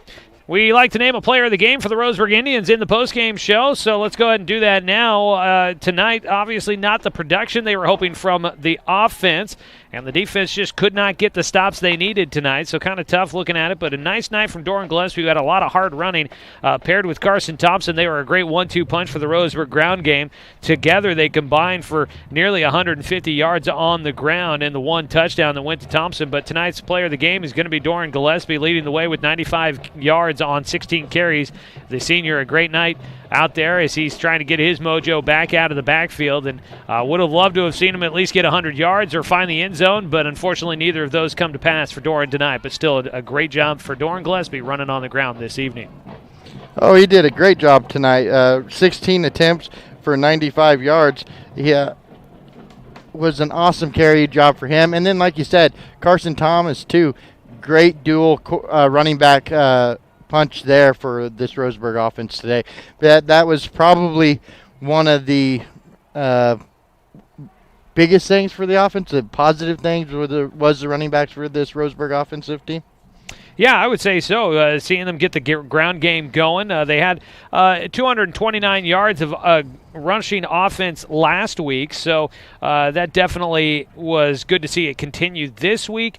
The passing game just didn't quite get going. We thought maybe the ground game would help open up the passing game, but it seemed like every time they tried to throw down deep, things were just super congested for Roseburg trying to get guys open downfield. So we'll see if they can continue to improve on that phase of the game. And again, then, like Coach said, and we talked about it during the game, the Roseburg Indians trying to get off the field on third down against South Medford, and it was not working for them here tonight. You got scores that you can bring to everybody, Josh? I do have All scores. All right, let's take a look at our Leon Roberson Construction scoreboard update here during the Roseburg Disposal post-game show. Yep, add curb appeal and value to your home with concrete and masonry services from Leon Robertson Construction. Call 541-430-3930. So let's check in from the 1A level. Some of these games are yesterday. I don't think I actually have any scores from today for 1A. I was looking for them, couldn't find them. But for yesterday, Lowell beat Elkton 54-14. North Douglas beat Oak Ridge 66-58. In 2A, I have Reedsport fell to Coquille 14-56. That was the final there. Rogue River was at Glide tonight, and Oakland at Regis. Nothing for those two games. Sutherland yesterday won against Harrisburg 45-7, and no other updates for any of the other 3A schools. For 6A, Sheldon fell again tonight, 17-41 against Jesuit there. And then the last we heard, and the last I have the update on, was North Medford was up on Grants Pass 21-6. In baseball, league championship series between the Cardinals and the Nationals. Nationals did beat the Cardinals 2-0. And Oregon just punted the ball back to Colorado after another interception by the Oregon defense. Oregon leads Colorado 38-3. Oh, looks like that 21-point spread, somebody in Vegas knew what they were talking about tonight for that Oregon Duck game. The one thing I am curious to see is whether or not they can survive this game. Been a lot of guys getting dinged up and injured in that matchup for the Oregon Ducks tonight, so we'll keep an eye on that. But don't forget, coming up tomorrow, we've got Oregon State football for you as the Beavers host the number 15 Utah Utes. Kickoff at 5 o'clock, pregame coverage starting at 3 right here on 1490 The Score. We also have a sports special for everybody tomorrow. We've got the Red River Rivalry on the radio tomorrow, and our pregame coverage starts at 8:30 for that one. And you can hear Texas and Oklahoma squaring off. That is a number 11 Texas versus number 6 Oklahoma. Big showdown coming up there in the Red River Rivalry tomorrow here on 1490 The Score. So it's a college football doubleheader for you tomorrow with the Red River Rivalry and then the Beavers and the Utes coming up in the afternoon. Looking at it tonight, Josh, just kind of a bummer of a game for the Roseburg Indians. I think we all came in with a lot of high hopes for Roseburg tonight, thinking that this could be one of those games that they've really got a chance of coming away with a Southwest Conference victory. You look at the next two teams on the schedule, North Medford next week and then Sheldon the week after. I'm not saying it's impossible for Roseburg to come away with a win, but those are a couple of the top programs in the conference, and so they're going to have to play flawless football as they go into next week and the week after to wrap up conference play. Tonight was a team that it looked like you might be a little bit more on par with talent-wise, and Roseburg just didn't have it tonight as they moved the ball well at times, but drives just ended up stalling out, and the defense just could not get out of their own way to get off the field. Well, drive stalled out. Defense couldn't stop. Defense did a great job. As you saw, like Coach said, last week, it was you couldn't stop anything behind you. This week, everything was in front of you, but you gave up big yards in front of you. It's a balancing act for that defense, and they're trying to figure it out still. For the offensive side of the ball, they saw something on tape where they ran that ball, and they ran that ball effectively. Doran Gillespie almost had 6 yards per carry. It was like 5.95 yards per carry on that. It was a tough game. It was a hard game to watch because we haven't seen a score like this all season. Yeah. And we haven't seen Roseburg get beat up like this all season. And like Coach said, they got their butts whooped tonight. Plain and simple. They got whooped. There wasn't anything they could really do about it. They need to flush it, like he said, and get ready for next week, because next week's going to be a battle. This North Medford team that they're getting ready to go play looks to be like a very decent top team in the state. And so this Roseburg team's going to have another battle on their hands, and how they respond to that's going to be really important, because right after that you got Sheldon for the homecoming game here at Roseburg. So it's going to be tough to get a win in Southwest Conference play. Is it possible to get a win? I think it's possible, but it's going to be difficult. You got to play flawless football on all sides of the ball. Absolutely. And, I mean, hey, look, we knew it was going to be a difficult test in the Southwest Conference each and every week, as it was. We were hopeful that Roseburg was going to come away with a win or two in conference play and see how that put them in shape to try and get into a postseason matchup. But as it stands, we will wait to see how things continue the rest of the year. Nothing's impossible still the rest of this season. There's still plenty of time to go and plenty to be decided on this Roseburg season. So with that note, we will wrap things up here from Finlay Field as the Roseburg Indians fall tonight against the visiting South Medford Panthers. They head home, and South Medford next week is going to gear up for another conference matchup.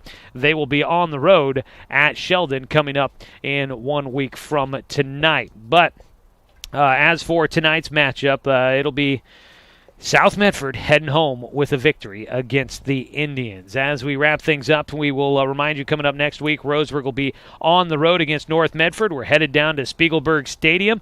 We will bring you the action from the historic Spiegelberg and get you the call from down there. So tune in for that coming up in 1 week. But as we wrap things up here tonight, Josh, want to say thanks to everybody that helped make tonight's game possible. Want to say thanks to the South Medford Panthers and everybody that helped get us ready for tonight's matchup for South Medford. I want to say thanks to Athletic Director Russ Bolin, Head Coach Dave Heiberger, and the entire Roseburg football program for allowing us to bring you another season of Roseburg football here on 1490 The Score. I want to say thanks to Lisa Solfridge for helping with the video camera tonight. She did a great job, and we appreciate her stepping in to help fill us out, help us fill in at that position here this week. I want to say thanks to Josh Nelson for help with the video production here tonight on site as well. And thanks to Brenton Cranford back in the studio for help with the radio production tonight on that side of things as well. And as always, I'd like to say thanks to you, the fan, for tuning in for tonight's broadcast, because, of course, without you, I'm just a guy sitting here talking to myself. I'm Joey Keyran, folks. We hope you guys will tune in coming up next week when the Roseburg Indians are on the road against the North Medford Black Tornado. As always, it's a 7 o'clock kick on Friday night. Tune in for pregame coverage starting at 6:45. Catch the action streaming live online at 541radio.com. Thanks to sponsorship from the Mary Gilbert Group. Find more details on selling your home and listings at marygilbert.com. You can also find the game on the traditional radio broadcast right here on Douglas County's home for sports, CBS Sports Radio, 1490 The Score.